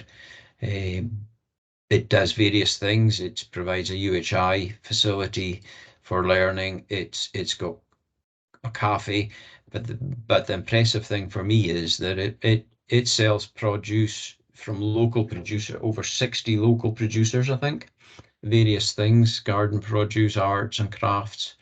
And that's really about the circular economy. It's that project required strong partnership working and a fairly strong steering group, which we chaired as CHT. Not necessarily an easy process, but it absolutely benefited the community. Lots of other examples of staff in particular was very much about regeneration and repopulation, and it was about keeping likes of their fire service going. It was likes of keeping the providing work opportunities, improving health services, and NHS have worked very well on that project. They now lease a property from the community as the health centre, and the community have taken or are about to take over the health centre, the old health centre, as new affordable housing opportunities. So a well coordinated project there. You know, it can be easy to think that it's just the higher populated areas that can do this sort of thing, and you need to have an element of services in place. Like I said earlier, it's very much about regeneration, repopulation. Collins is a project we're working on just now, and 24 affordable homes in a community of round about 130 people at the moment sounds an awful lot. But it demonstrates what can be done, especially around about mixed use development. So there's commercial units being developed there as well, and it's about a range of affordable housing options, working with local businesses. So you know, these things can be done. We're working, as Ewan said, don't need to say much about Lochinver, absolutely working on our along the lines of we would strongly recommend is about looking at a wide range of options. You know, there's an education facility being proposed there, potentially forest woodlands, affordable homes, commercial activities, a real community-based development that has a lot of potential. It will take a long time. It's a difficult site, but the partnerships with Highland Council, etc., can deliver things there. As Ewan said, Ascent Foundation are one of the partners, and there's further options there. As well as the Store School, which we're assisting with, we're working with Ascent Crofters on a possibility there, and that's currently sitting with planning, looking at providing mixed tenure on a plot provided by the Ascent Crofters. Scouty, I've seen Christine's on the call, and again that had funding through Scottish Land Fund. Sorry, this thing's jumping about. It had funding through Scottish Land Fund and Rural Housing Fund to look at a mixed affordable housing development in partnership with the local estate and the crofters to provide some market housing as well, but it will also have some commercial units in Scouty, and like I say, that's progressing quite well just now. All takes time. Kinlobervie, there's a number of existing options there. We currently manage our key worker house, and the community have just taken on the lease of 2 rental homes from Highland Council. But there's quite an exciting discussion just starting with a number of the community groups there just now. It's not really taken off just now, but it's about how more can be done to support the local community and provide a diverse economy and take up some of the opportunities that are around. So we look forward to taking that one forward a bit. Darnus has had just three rental houses finished recently, but they're keen to explore what else can be done, and it's in the early stages of trying to identify land, and that's a massive issue in every community, is how do we do that. The land reform consultation is out, and I'd be encouraging all communities to be looking at that just now. I think the consultation ends towards the end of September, so that's a key one to be looking at. Borgie is another key worker house. We're reviewing that at the moment, and you know, looking at the possibilities for turning the existing house into a low-cost home ownership option, whilst maybe developing new rental options in the garden, because there is quite a sizable garden there. So that's a discussion that will be going forward with the community fairly soon. Betty Hill, we've just finished 2 houses there. They're not quite they've been allocated. They're not quite occupied yet, but due for occupation shortly. But that's there's various pieces of work going on with the community in Betty Hill, and one of the main parts just now is about how we unblock an existing site that's got planning permission, with opportunities for more affordable housing, and it will also release some market housing. So a mixed use and a mixed tenure project. Edgerton recently finished 2 rent to buy homes. That's an initiative that we've developed with Scottish Government, and that was a process that we went through with the local community, and they liked the process. They liked the fact that they had some influence over the allocations policy. If they effectively wrote the allocations policy, which complements the HHI and works with Housing Scotland Act, but it gave them control, and they wanted more. So we're currently working in partnership with Highland Council to deliver 7 further houses, and we're working with the local landowner, one of the local landowners there, because that development has potential to provide a lot more affordable housing alongside some market housing. So partnership working is quite key there. Council and ourselves have been working with local community groups in Dornoch, and that's just now been able to offer 5 affordable self-build plots, and there's future plots coming also through the community association, and it's a workable model that can help fund diverse community facilities as well. So that's a really positive one, an exciting one to move on. We've provided some rent to buy in Dornoch. We don't generally work in the hotspots. We more often than not work in the more challenging areas, if you like. But there is need for different tenure options and finance options in areas like Dornoch. Rural housing burden, something, a mechanism we use a lot. It's a means of protecting affordability in the long term, and I can give you more detail on that as required. This is very much a run through some of the work we're doing. Discounted sales is a biggie.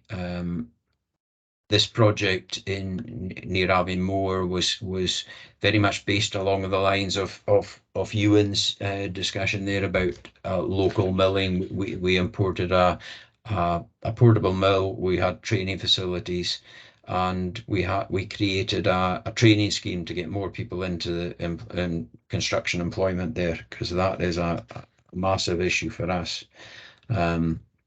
And all areas across Scotland, not just Sutherland or Highland. We need to attract more people to the areas. Rent to buy again is another option, but I mean the one down at Balmacara was a demonstration of how it was a shinty club who we were working with in Balmacara, and it's just an example of the wide range of community facilities that are required. So sports, health, education, all these different things can work alongside affordable housing, and one helps make the other viable. Self-builds, long long been the mainstay of affordable development in the rural areas. It's been challenged in recent years with finance, but Scottish Government have been great, and we've got the self-build loan fund up and running, and it's in abeyance at the moment, but it's starting up again in the next month or so once a new agent has been identified. We're pricing for that at the moment, but I mean the scheme you're seeing there is down near Abbeymoor, and that required no public subsidy. Worked really well and provided a really impressive housing. Woodland Crofts, like you heard, you in Ascent is looking at that as an opportunity, and that combines environmental, better land use and management, and economic opportunities alongside affordable housing, and that's why our main interest is there. We actually chair the Woodland Crofts Partnership, which was a partnership of the Scottish Crofting Federation, Community Woodland Association and Community Woodland Trust, and that's to drive forward more of this type of opportunities, and I think that's something that could be really beneficial in Sutherland especially. As I said, the self-build loan fund's there. It's a lender of last resort effectively. It's there to support self-build, but we've also got another initiatives with Scottish Government just now about further support for self-build. It's not just about new build. There's many examples of community asset transfers and communities using existing builds, and I think that's, especially for the environment, that's going to be quite key. Projects likes of in Tom and Towel, very focused on regeneration and repopulation, but providing live work housing, and that's very much about the circular economy, letting people live and work in their communities, supporting local services. An awful lot of examples now coming through based on that. As I said earlier, the one down near Kincraig there, it employed something like 39 different companies. It had a skills program, very much based on the circular economy and supporting skills development and use of local materials where possible. And there's a lot of work being done with the likes of HIE and the council on that. We're very keen to try and see how that can benefit the more remote and rural areas. A number of opportunities available now that maybe weren't there 5-10 years ago. They've changed the landscape of community-led development, not just housing. So you've got much more choice in housing tenures, much more choice in funding mechanisms. There's proof of concepts out there now. Other communities have done a lot and provided mixed developments and I'd encourage communities to go and have a look at some of what's happened elsewhere, just to provide some confidence that it can be done. For us, skills attraction and increasing the economic opportunities is key, and I think that has to be part of looking at developments and about how we diversify the economy, especially Northwest Sutherland, where maybe there's an over-reliance in tourism. It's not a case of replacing tourism, it's about complementing it and strengthening it, and also for improved services. We need to make sure that the services are viable and well used. Okay, and there's our details. What we'll do is I'll share the presentation, because there was no great detail in that presentation, but if you have the presentation, happy to answer any questions after the session. I'll stop sharing now. Thanks very much for that, Ronnie. That was really interesting. Has anybody got any quick comments? And I say quick because I'm aware of the time moving on. No? Okay, if we could move on swiftly to Boyd Alexander, and he's depopulated. You're still sharing your screen, Ronnie. I know, I'm just trying to find out how I stop sharing it. It's top right. Aye, it's just saying share, it's not giving me an option. Oh, I'm so Will I glad share it's my not screen? just If I me. share my screen, it'll probably de-share your screen. Good on you, just as well you're good at technical. Having said that, I've given you a blank screen, sure. So, good morning, and thank you very much for inviting me. Is that working now? Yep, that's great. That's great. My name's Boyd Alexander. As you've seen earlier, I'm broadcasting from my Cairn apartment in Ullapool. I previously worked with Cork and Assistant Living Landscape for 7 years, and I'm on the board of ADT. Now I've been appointed the Repopulation Project Coordinator for Northwest Sutherland. The area that I'm expected to cover is Aston Scowry, Kinloch Berby, Inverness, Tongue, Betty Hill, Strathnair and Altnahara. So that's the area that I'll be covering, which is about, I think, 2,400 square kilometers. So, but I'm looking forward to getting up the road.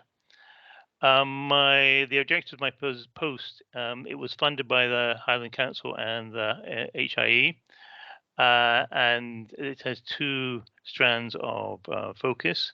The post itself came out of the COHI in terms of, and the similar posts in the Western Isles and in Argyll. So the first objective, which is more Highland Council based, is to participate with local community groups to identify possible sites for housing projects.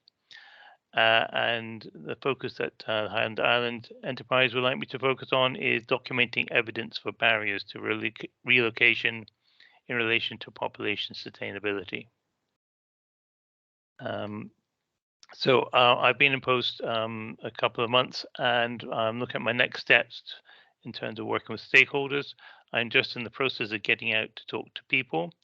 So what I hope to do is identify the communities of stakeholders, available housing sites in local communities, possibly available unused housing that can be repurposed within local communities. That may be an additional boon. And employers who have experienced lack of housing as a barrier to recruiting staff. And I think it's important to document, I think there's always the chicken and egg housing or jobs issue. I think it's very important to identify whether the jobs are there, which I'm pretty sure there are. Okay, so those are my contact details. And I hope that covers what you would like to hear about my position.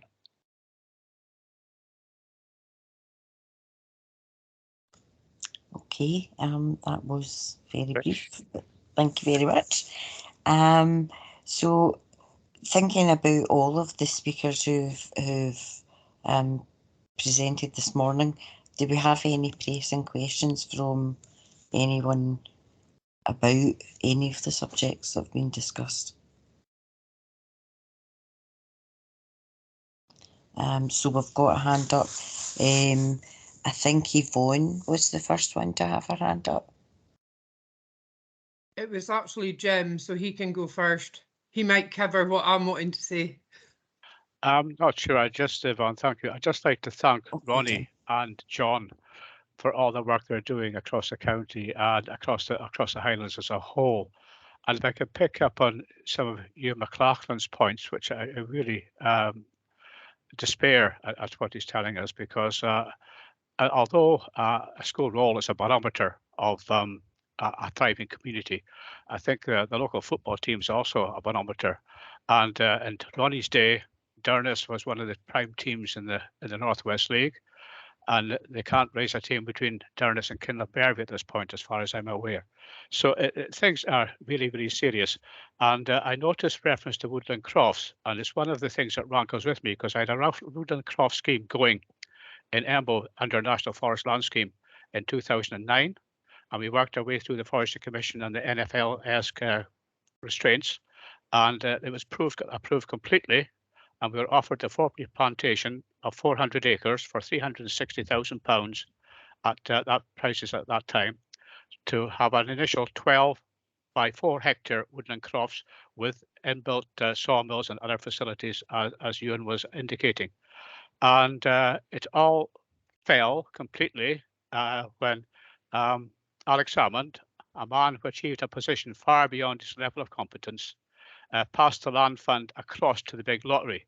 And the whole thing just collapsed at that point. And it was deeply despairing because we could have retained a whole cohort of young people based on land with the opportunity to house themselves at that time. So I wish you best of luck with all you're doing. I've always found list MSPs to be the least useful of any God's living creatures, but I can only wish you the best and offer my help with anything you can do that you need help with. Okay, thank you for that, Jim. Next, I believe it was Yvonne. Hi, it was just I know it looks like Dornoch had a lot of new houses, but I suppose it goes back to how are they allocated, and we still have families that are living in caravans that are young and local, work, want to stay here, and we've just had 28 new houses built and they didn't qualify to get one, even with 3 children. So I suppose we need to look at, we keep saying we want our young people to stay here. The recent engagement process for young people across Sutherland said they want to live here and stay here.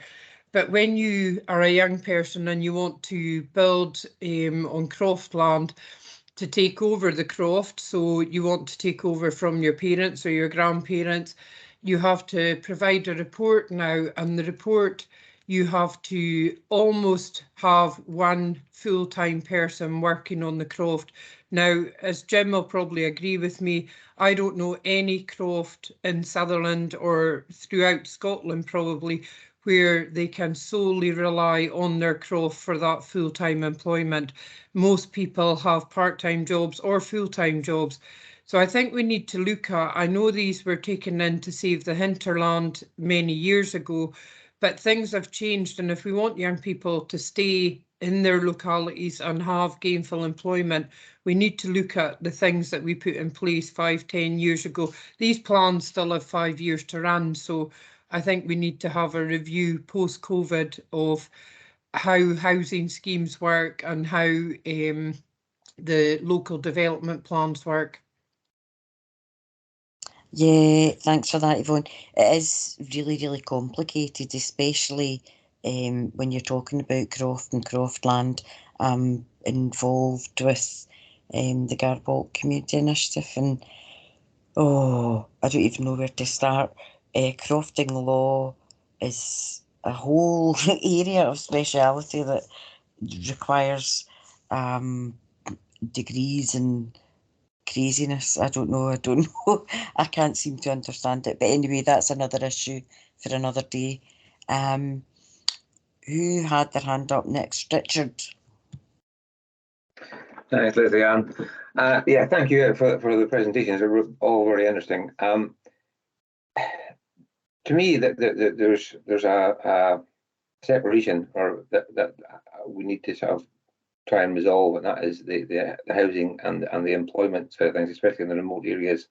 If we build houses in remote areas and there's no employment to back them up, then you've got a problem. And if you have employment in the remote areas and you've no housing to back it up, you've got a problem. So these two things are inextricably linked together.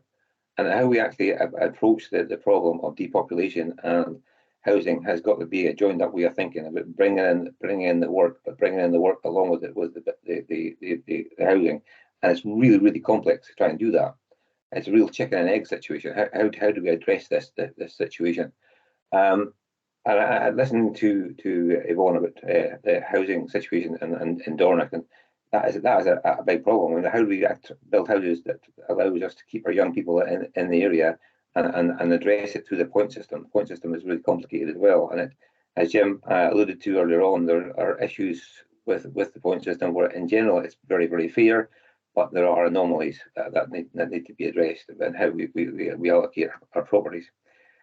So it is a real concern, and I think it would, in terms of housing in Dornoch, I was speaking to somebody who's involved in the housing in a big private housing estate in Dornoch, recently, and what I'm being told is that these houses are often being bought off plan, purely to provide holiday accommodation or buy to rent at commercial rates.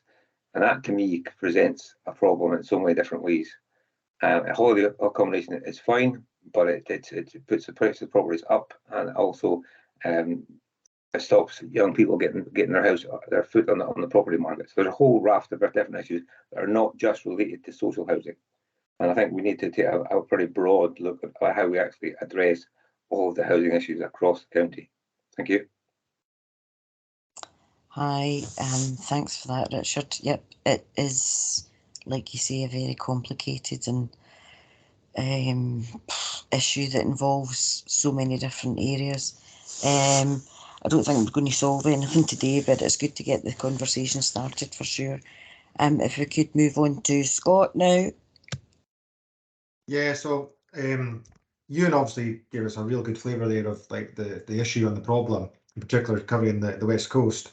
But the other inputs, that there's some really good work underway, which is really good and is promising for us. But what I do have sort of the reservations that's sort of coming through like clear is just around the sort of criteria for allocating the homes that are getting built and that we're making available. It's obviously putting pressures on us in other areas. So probably the question I had, kind of like for John and for Ronnie, but it was round about the allocation of new builds. Obviously there's a lot of housing going into Dornoch and Golspie on that sheet that you put up, but it's just there's 9 for Kinlochbervie and these areas on the west, and I'm just wondering how they're allocated. And the sort of question I had for Ronnie was around the criteria for the allocation of the homes that you're putting together. Is that community led or is it what's the criteria that's put in place for that, please? Thanks, Scott. I just put my hand up because I was going to answer that. I mean, most of the projects that I flicked through very quickly in the presentation are community-led allocations. Now, like I said in the presentation there, it's different to the HHR, but it's complementary. It does have to work with the Housing Scotland Act, but it can take much more cognizance of community needs. So, it can be about keeping the school open. The Loch Inch development that you saw on the slides, that was very much about the community want to keep the school open. So the allocations policy was almost breeding pairs only need apply. It wasn't quite worded like that, but there's also scope within that to focus on things like, so if prioritizing a mechanic to keep a garage open or key workers. So all the communities we work with, that's a key focus is about how the community-led allocations policy works alongside and complements what I would call mainstream allocations through the HHR, and projects like Staffin demonstrate how they can work together, because in Staffin, the Housing Association allocated through the HHR, but the community allocated through and we, on the houses we provided, allocated along through the community-led allocations policy. Now they were very similar, but they do focus on different priorities. So that's been done on many projects. And going back to Richard's one about is it work, is it housing? Again, some of that projects demonstrate how that can work. In the projects we're working on, it's very much about looking at that at an early stage, and more often than not, it's about marketing at a very early stage. Normally, you only market once you've got something to market, but when you need to decide what comes first, or if there's gaps there, you need to be clear that you can fill the gaps. So having support from the likes of HIE to get some marketing done for the rural communities is quite key, because if you invest in the right areas at the right time, you can provide both. You can provide work opportunities and housing, but one's interreliant on the other. So it's about early stage planning is key. Yeah, no, thanks for that, Ronnie. Obviously, the figures that Ewan was quoting with 30% holiday homes lying empty and all that, that's obviously a major concern for me. And the likes of the renovations, new builds, all these things, I see that as be a massive positive impact to come to employability. But we have to employ local people. We have to get more apprenticeships on the go. You have to get the tradesmen, local tradesmen. So it's all very well we're going to be building houses, but you're bringing in trades and companies from the central belt up to do the work. But we need folk local, because that's what happened back in the my father was a tradesman. He worked across the whole of Sutherland building homes everywhere, and that kept him going for pretty much most of his life in the trade. So that for me is that's the big thing. It's employing local workers and then creating more apprenticeships, creating more jobs, and that's the way forward. And I think that comes down to the criteria and the assessment, and the way that you're allocating the points for who actually occupies the homes is key to that. Thank you. Okay, thank you, Scott. Phil, you have something? Yeah, thank you for those excellent presentations. I'm not sure who this question is for, but you'll have seen at the beginning of the meeting the talk of the new structure and the partnership having a new Homes for People and Infrastructure group. What does the panel think that group should focus on? What most usefully can it do to fill the gaps or to move the agenda on for communities in Sutherland?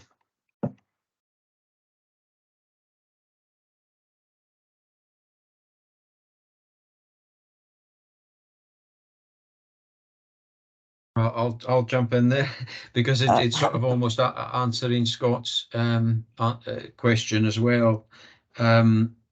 We're firmly of the opinion that regeneration and repopulation needs new economic activity, and it needs more breadth in trades. There's a lot of good trades in Sutherland, but we need more. There's not enough. There's not enough people in general in Sutherland, in Scotland, full stop. Never mind Sutherland. So it's about how we enable communities to look holistically at marketing the opportunities at a very early stage for more housing, alongside more economic activity and strengthening the existing services and maybe attracting back some of the services that have been lost.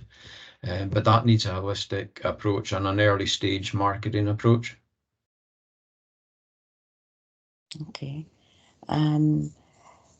Just quickly, something I wanted to say. I've had a lot of people who say it's great talking about, getting new houses and stuff in place, but when the new houses are there, it generally takes an awful long time for the infrastructure to catch up. The doctor surgeries and the schools and things they've got to travel to. And when I look at somewhere like Dornoch in particular, they have appalling public transport links. There's no trains, there's no buses that take you to local places round about. If you don't drive, you're really kind of snookered. So I think more houses there is terrific, but that problem's only going to get worse. But that's just my tuppence worth. Sorry. Moving on. David Watson wanted to say something. Aye, I was heartened by some of the presentations today. Ewan, obviously, as me and Ewan have spoken about this quite a few times, and I stand by his statement that 500 homes in Inverness is good, 500 homes in Sutherland's transformational, and it's a game changer, and that's what we've got to look towards. I think the scary aspect just now is how much it costs to build affordable homes, and then what is affordable given the pressures that we're all facing at the moment. But that's something that we have to work through. And I think that I'm glad to hear that we are going to look toward beyond traditional demand models of what's there, because if you look at the population forecasts for Caithness and Sutherland, they're frightening. And as Ronnie says, we've got few enough people here as it is, but the projections are an aging and declining population, and we really have to do, for want of a better term, a bit of social engineering to try and reverse this. And as far as repopulation is concerned, we have to look at lowering the age and we have to look at increasing school children. And, you know, I think we should be, development trusts like myself, should be getting judged on primary school roles, because that's the way that we should be aiming to reverse this issue. We need to create aspirational communities where younger people can come and live and work and put their kids to school here. And it's not all about keeping our young people that we have. It's about attracting people, other young people to come and work here. You know, our young people shouldn't feel guilty about going away to the Central Belt to study, because, you know, it can do you a lot of good. But we have to create an aspirational place for people to come and live and work. And Yvonne mentioned the issues with caravans in Dornoch there.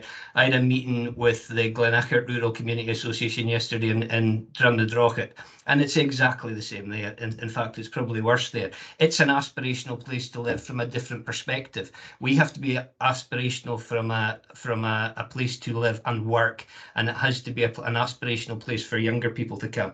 And it's, you know, myself and Hughie Donaldson from High, who many of you'll know, Hughie from Acharacal, used to always have an argument about houses or jobs. And I always used to say jobs, but the reality is now our job market is completely constrained by the lack of houses. If we don't build houses, you can create all the jobs you want. There's going to be nobody to fill them. So housing is the #1 priority that we need, and we need to create well-connected, digitally, with digital speed, housing that creates more opportunities for young people to come and live and work here. And we have to really take this seriously about the depopulation and look to what we have to do to change things up. And that's what my priority is going to be. And you know, as I say, school roles is the one thing that I want to really impact on. And everything else will follow on from that, because if you've got more young kids in the school, you've got younger families living and working, your economy's stronger and things are working well. So I just wanted to thank everybody. Ewan, it's always good to hear him presenting. Always enjoy hearing Ronnie speak. I'm not sure about Jim's statement about Dernis Football Club, but when I was playing for Lachinver, they weren't that strong. But that's another story we'll get into another day. Okay, thank you, David. I see there's still another couple of people with hands up. Marianne, you're next. Okay, thank you, and thank you everyone for the contributions. It was a really informative session and also quite inspiring. David's just said quite a lot of the things I was going to say, but I'd be really interested to hear how people feel about a formal community consultation about the short-term let situation, because that would be the first step to, well, I'm obviously speaking about Northwest and Central Sutherland because that's my ward. You know, how do people feel about that? Because it's the first step to an area becoming a short-term let control area. We've all heard about Edinburgh and Badenoch and Strathspey choosing to go that way. How do people feel about that? I'm for it.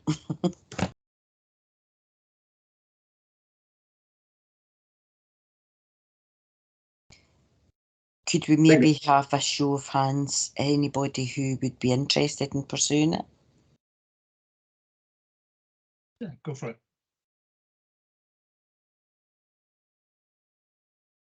I think if I can just butt in there, I think that's an excellent idea. We really need to be looking at it. I mean, if we don't want Sutherland to become one big massive holiday home. We want people to be a lively, dynamic community across the county. I think we need to address that. There's a demand for holiday accommodation, but that needs to be controlled, and because it is part of the big industry, so we can't ignore that. But to have holiday homes that are controlled by people who don't even live anywhere near Sutherland, I think we've got a big issue there. So I think it's definitely worth looking at. I'd say there's quite a fair few folk locally actually own, and that's part of their income that they actually own and rent out. And then there's also the ancillary employment that goes with that, people doing changeovers, etc.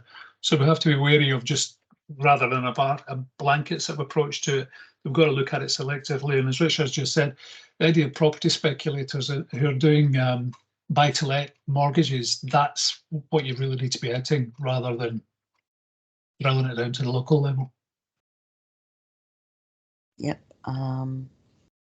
I think that's something that overwhelmingly, by show of hands, we would all like to discuss, maybe at a later date in more depth. Jim, you've still got your hand up. Yeah, just that one final point for me. Thanks for letting me back in. I'm delighted to see the phrase breeding pairs coming into circulation and gaining respectability. At long last, when I was doing the Ember Woodland Croft scheme way back, the subtitle was Young Crofters Breeding Scheme. And unfortunately, it's failed. It seems to have failed across the whole county now. So I'm glad to see that. And one final point, I think Ronnie said about the land reform consultation. One of the biggest failings of the Scottish Government since it first started in 2007 was on land reform. And they really, really need to get this done properly at long last. So the consultation is there till 24th September. So please submit make submissions to that if at all possible. Thank you. Okay, thank you, Jim. I'm not sure how politically correct the term breeding pairs is. Maybe that's something else we should be having a wee chat about at another time. Okay, one last person has their hand up. Aidan? Maybe child rearing age is a better one. Gets the image out of breeding out of the phrase. I just want to touch on something that was mentioned by James and Yvonne in the chat, and that's about allocations going to people who aren't locals. So I just wanted to come in on that, just to give you some context, as I know it's a big issue, not just in Sutherland, but kind of even more populated areas like Inverness. As I mentioned during my presentation, we have a category called need to reside, which is to give points to people who already live here or have a work here or have an offer of work here, to try to help people stay in local communities because they have a need to do so. Within Sutherland, 75% of all applicants who were allocated a property had need to reside points. So you're looking at quite a high percentage of people who had a need to reside within the area getting the allocation. So that just means they either lived, worked, or had a care need. So they were given a property where they had that three things there. And that stat only paints a small picture because it doesn't cover someone, let's say, returning to an area where they historically grew up in or they have family in. And nor does it include someone who, let's say, has moved from Golspie to Brora. They may still work in Golspie, but they want to move to Brora, but had no need to reside under our category. So there's probably a lot more so that's what it also includes. But we can't, and I know we can't exclude people who are from either outside of the Sutherland or living elsewhere in the Highlands or just completely outside of the Highlands from getting allocations, because ultimately we're a needs-based allocation system.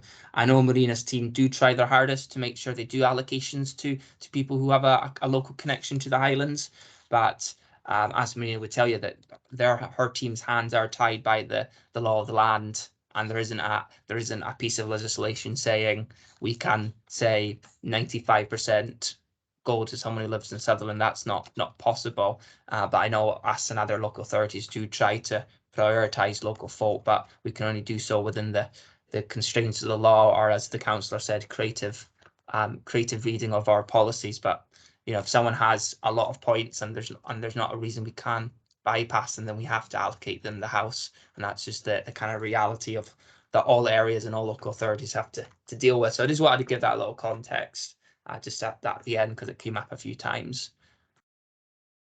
Okay, fantastic, thanks, Aidan. Just to round up, has anybody else got anything that they haven't said, or I see Ewan's got his hand back up again. Okay, Ewan, if you want to. Just to sort of, the way the meeting's been going, just some thoughts there. You hark back to Willie Ross, Scottish Secretary of State, when he was launching Highlands and Islands Development Board, and he said, we've got 9 million acres, 225,000 people, and no land. He meant no land for building, no land for building houses or business. And we've not really advanced much since then.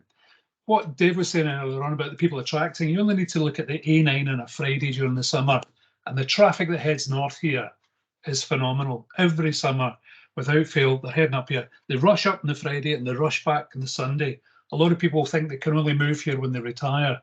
I think we have to start looking for those entrepreneurial self-starters with transferable skills you look at places like in Canada, there's a wonderful example of two women with a market farm. They couldn't get staff. They were always losing staff, and they decided to subsidise the plots in their land as long as people were committed to working for them, signing a contract, work for a year or two, whatever. They could then self-build. All this 9 million acres of land we have around us, we should be looking at these kind of schemes where it can actually help those people with the skills to actually come here and live here and build their lives here. And that way we'll fill our schools and our primary schools, you know. So that's my tuppence. There you go. Brilliant. Anybody else got any other further points? That was a good high note to finish on, you. I'll hand you back over to Scott to round us up. That's great. No, thanks very much, Leslie Ann, for taking us through the today's presentations. First and foremost, thank you very much for everybody for the presentations. That's been really, really interesting, really helpful, absolutely fantastic to hear some of the work that's ongoing. Also to see the problem and the issue, which we all know is there.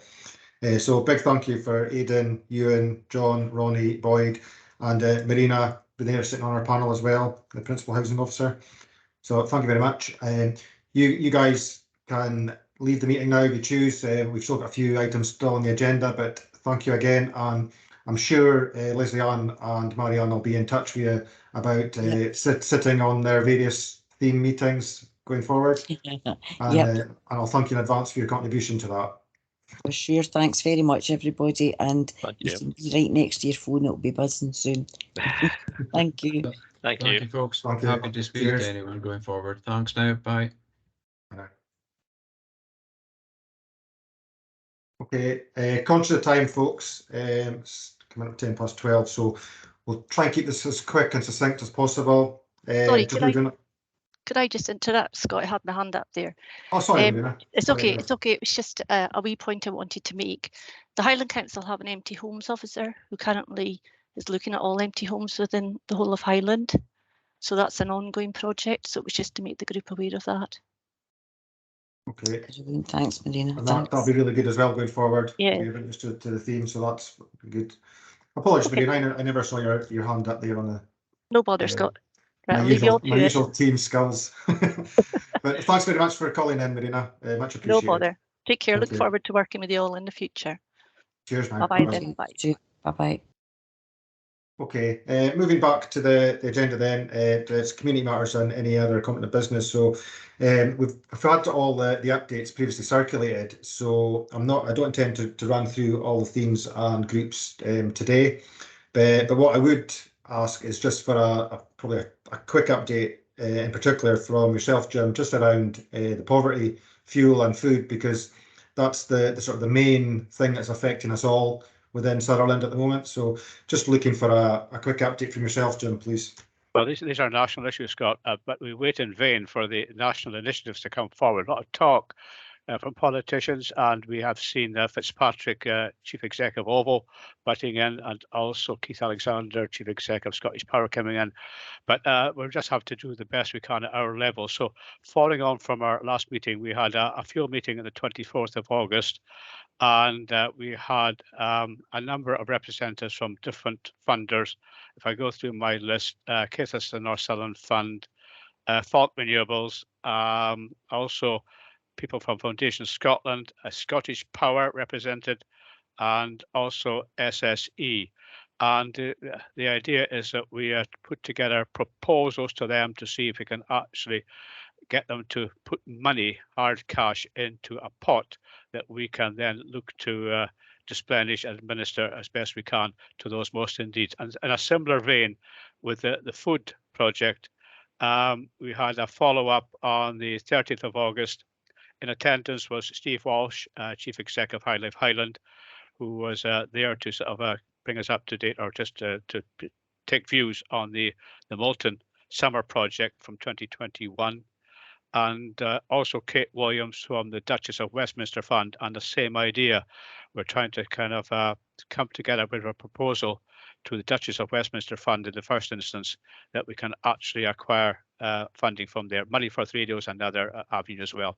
And obviously we'll be working closely with Dave at Kyla Sutherland and Sarah Morrison at Broader Development Trust as well, who also kind of done some work around this. So we're pressing on as best we can to try and tie down any funders at all to put in hard cash into a pot where we can actually get money out to those most in need as the winter rapidly approaches. Okay. No, that's great. No, thanks very much for that, Jim. As I say, we had your written update there as well. Really good to hear the sort of ongoing work that's there. It really is a pressing need for that area, as we know. Anybody got any questions or comments for Jim, please? Is there any potential for having a standard with all the community benefit things going on from wind farms, etc., to encourage communities that when approaching community benefit, that the resilience in terms of fuel, food poverty comes as an element every single time, so that there could perhaps be an allocation from these funds, even front-loaded when there's applications going in, just to say to communities when considering how to displenish community benefit that they consider the resilience funds. This is a direction of travel, Marianne. Yeah, this is where we'd hope to get to. Thank you. In my opinion. Yeah, thanks, Mario.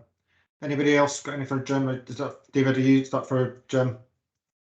Well, it's kind of, but also to answer Marianne. So we're dealing with an awful lot of applications for wind farms in our area, and I was speaking to one of the proposed developers yesterday, and we're doing exactly that apart from the basic 5,000 per megawatt hour, which is pretty archaic given the amount of profits they're making and given that it hasn't shifted for years.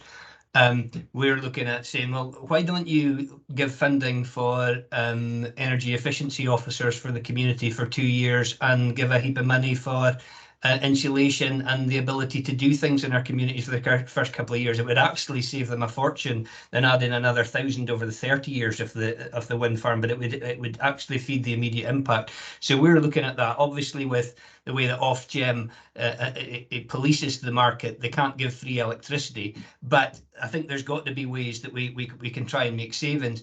The other thing I think is interesting from the group that was brought together to talk about funding is that if you name Falk Renewables, SSE, they're the developers and they're still to a degree controlling the money, which they've actually handed over to the community because they are administering the funds. It should be the communities and the panels that are being asked about how they want their money spent, not Falk and SSE. But that's a bigger issue that we need to kind of deal with. But as you know, we've got good relationship with SSE. I won't say too much, and David's coming to see me in 15 minutes.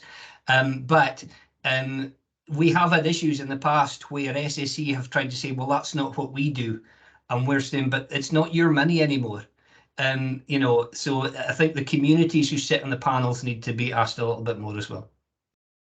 Yeah, that's what I was meaning, because the same situation as you have there is up north as well.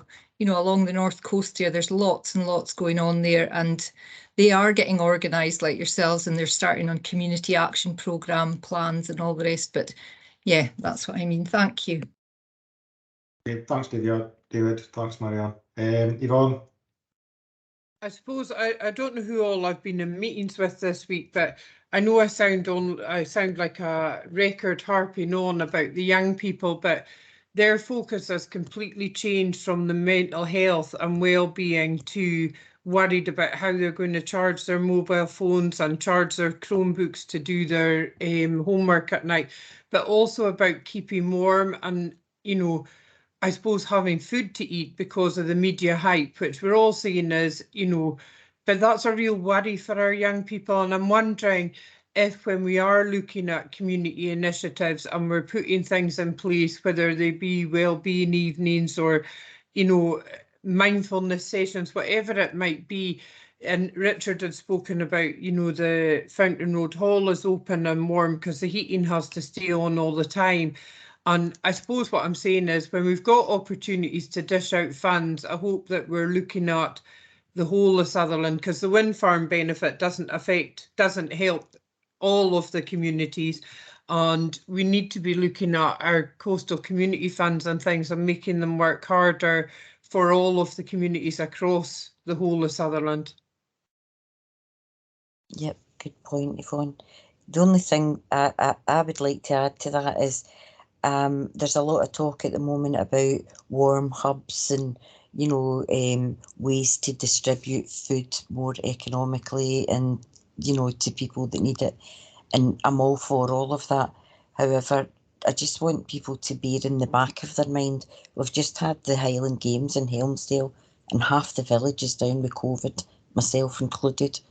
These things need to be thought about in the background, that, you know, the flu and COVID are still hanging about, and that is an added thing to add into the, you know, the lack of fuel, the lack of food, people struggling. But if we bring everybody together, we need to bear in mind that we need to take precautions and things to stop spreading whatever, you know. It's easy to forget that that's there. Just being the voice of doom, sorry. No, thanks for that, Lizzie. I totally appreciate what you're saying there. Anybody else got any comments for Jim? Okay, no, thanking you for that. Thanks very much for that update, Jim. Moving on then, I know, David, you're wanting to give us just a quick update in relation to the SAC project. Aye, just after a kind of prolonged recruitment process, I mean, which kind of feeds into what we were saying earlier about the lack of labour, we've finally managed to secure 2 really good employees to help support the Sutherland Community Partnership going forward for the next at least year and a half.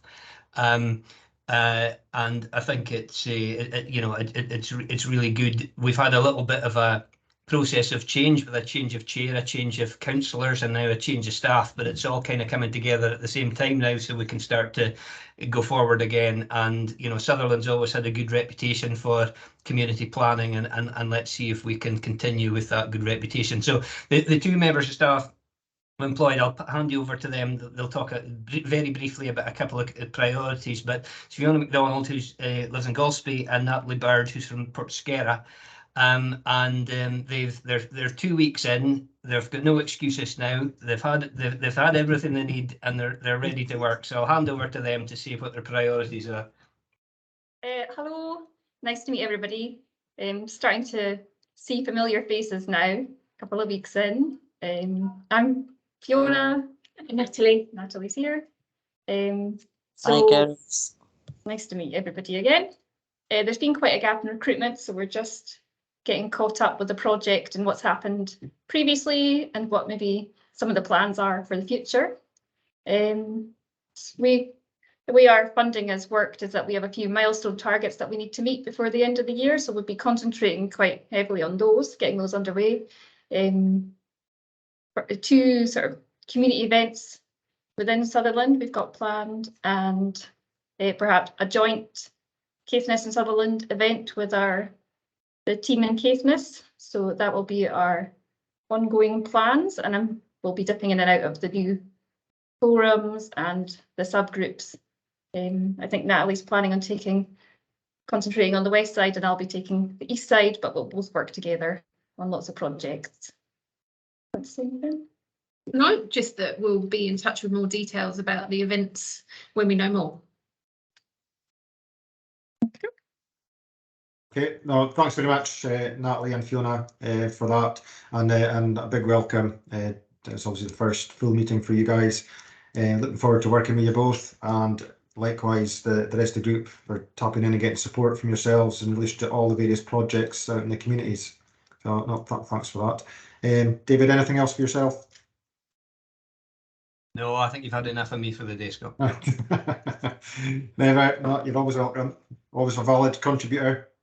And that was sort of the 2 main. Is anybody else theme-wise or groups, have they got anything sort of main and pertinent over and above their updates that they provided for today?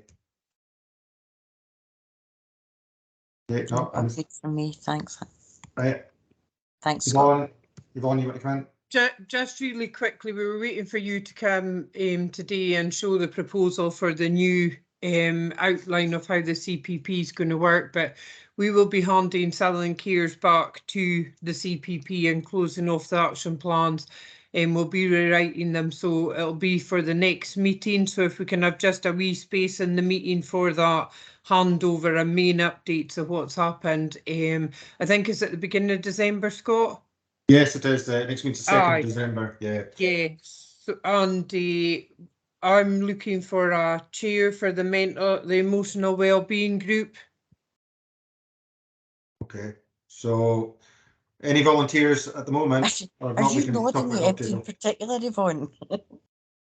Well, I know I don't want to put you on the spot, and I know you offered to take over housing last week, and my mouth kind of dropped because I was going to ask the two of you if you would do the emotional well-being one. Leslie, and I know you've attended and you've seen the format. The action plan is there, and it's just to be carried on in that format. But I just wondered if you would consider doing housing and emotional well-being between you. It used to be Deirdre. I was just covering for Deirdre, so. Yeah, that's something Marianne and I can talk about. That would be interesting, yeah. Okay, we can have that discussion off table, Yvonne, Yeah, and we'll sort that hopefully by the next meeting. Maybe a case that Leslie and Marianne take one of them each, but we'll see how that works out. But no, thanks very much for that, Yvonne. Okay. Anybody got any questions in relation to the updates that we received for the teams or locality groups pressing at the moment? No, all good. Listen, appreciate time's moving on. That's well over 2 hours, 2 hours 20 minutes now. We'll finish 10 minutes early from the scheduled 2.5 hours. The next full meeting, as I say, is the 2nd of December.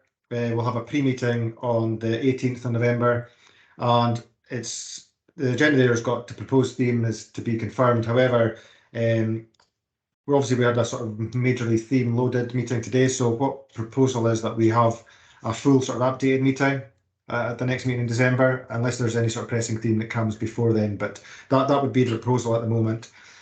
Has anybody? Sorry, Christine, you want to come in? Yeah, no, sorry, it was just an AOB from me, Scott, if possible. Okay, before we all go.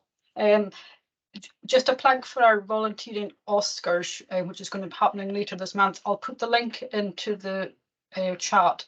And could I ask maybe if David and Natalie would send the link out again to the community partnership list, and in particular the speakers that were here today, because I think it was probably fairly clear from some of the presentations that a lot of the community groups across Sutherland are involved in these housing developments and proposals. And you know, where would we be without our volunteers on these committees and boards? So I think a big shout out for them, and to encourage you all where possible to nominate somebody, not just obviously in connection with housing, but anything. And it doesn't have to be a formal volunteering. It might be somebody that you may know in your neighbourhood that goes over and above helping neighbours, you know, odd jobs here for this neighbour, etc., etc. But thanks, Scott, that's it. No, thank you, Christine. Anybody else got any other competent business they want to raise before we finish? Can I just say that I've been working on patient transport, hospital transport in the Northwest, trying to establish something in lots of places. There's massive gaps, which I'm sure you all know. So I think it's Graham Cormack of the of SAS has agreed to a meeting on the week of, well, the first week in October. He hasn't given me a date yet. And it was just to say whoever's interested in attending that meeting, whether it's organised through the transport subgroup or whatever. I don't mind how it's organised as long as it takes place and we get some movement on it. So it's just to sort of put that out so that people can plan for that week if they're interested in attending, or you're all more informed about who might want to know about that, just to share that that's up and coming. Okay. And he's happy to meet face to face or online, whatever suits people best. Okay, thanks for that, Maria. Yeah. Okay, any other coming to business? No. Okay, folks. Thank you very much for calling in today. Really good meeting, really good topics covered, and a lot of good and valid inputs today. So wish you all the best for the rest of the day and a good weekend, and we will speak again soon. Thank you. Thanks very much. Thank you. Thanks. Bye. Bye.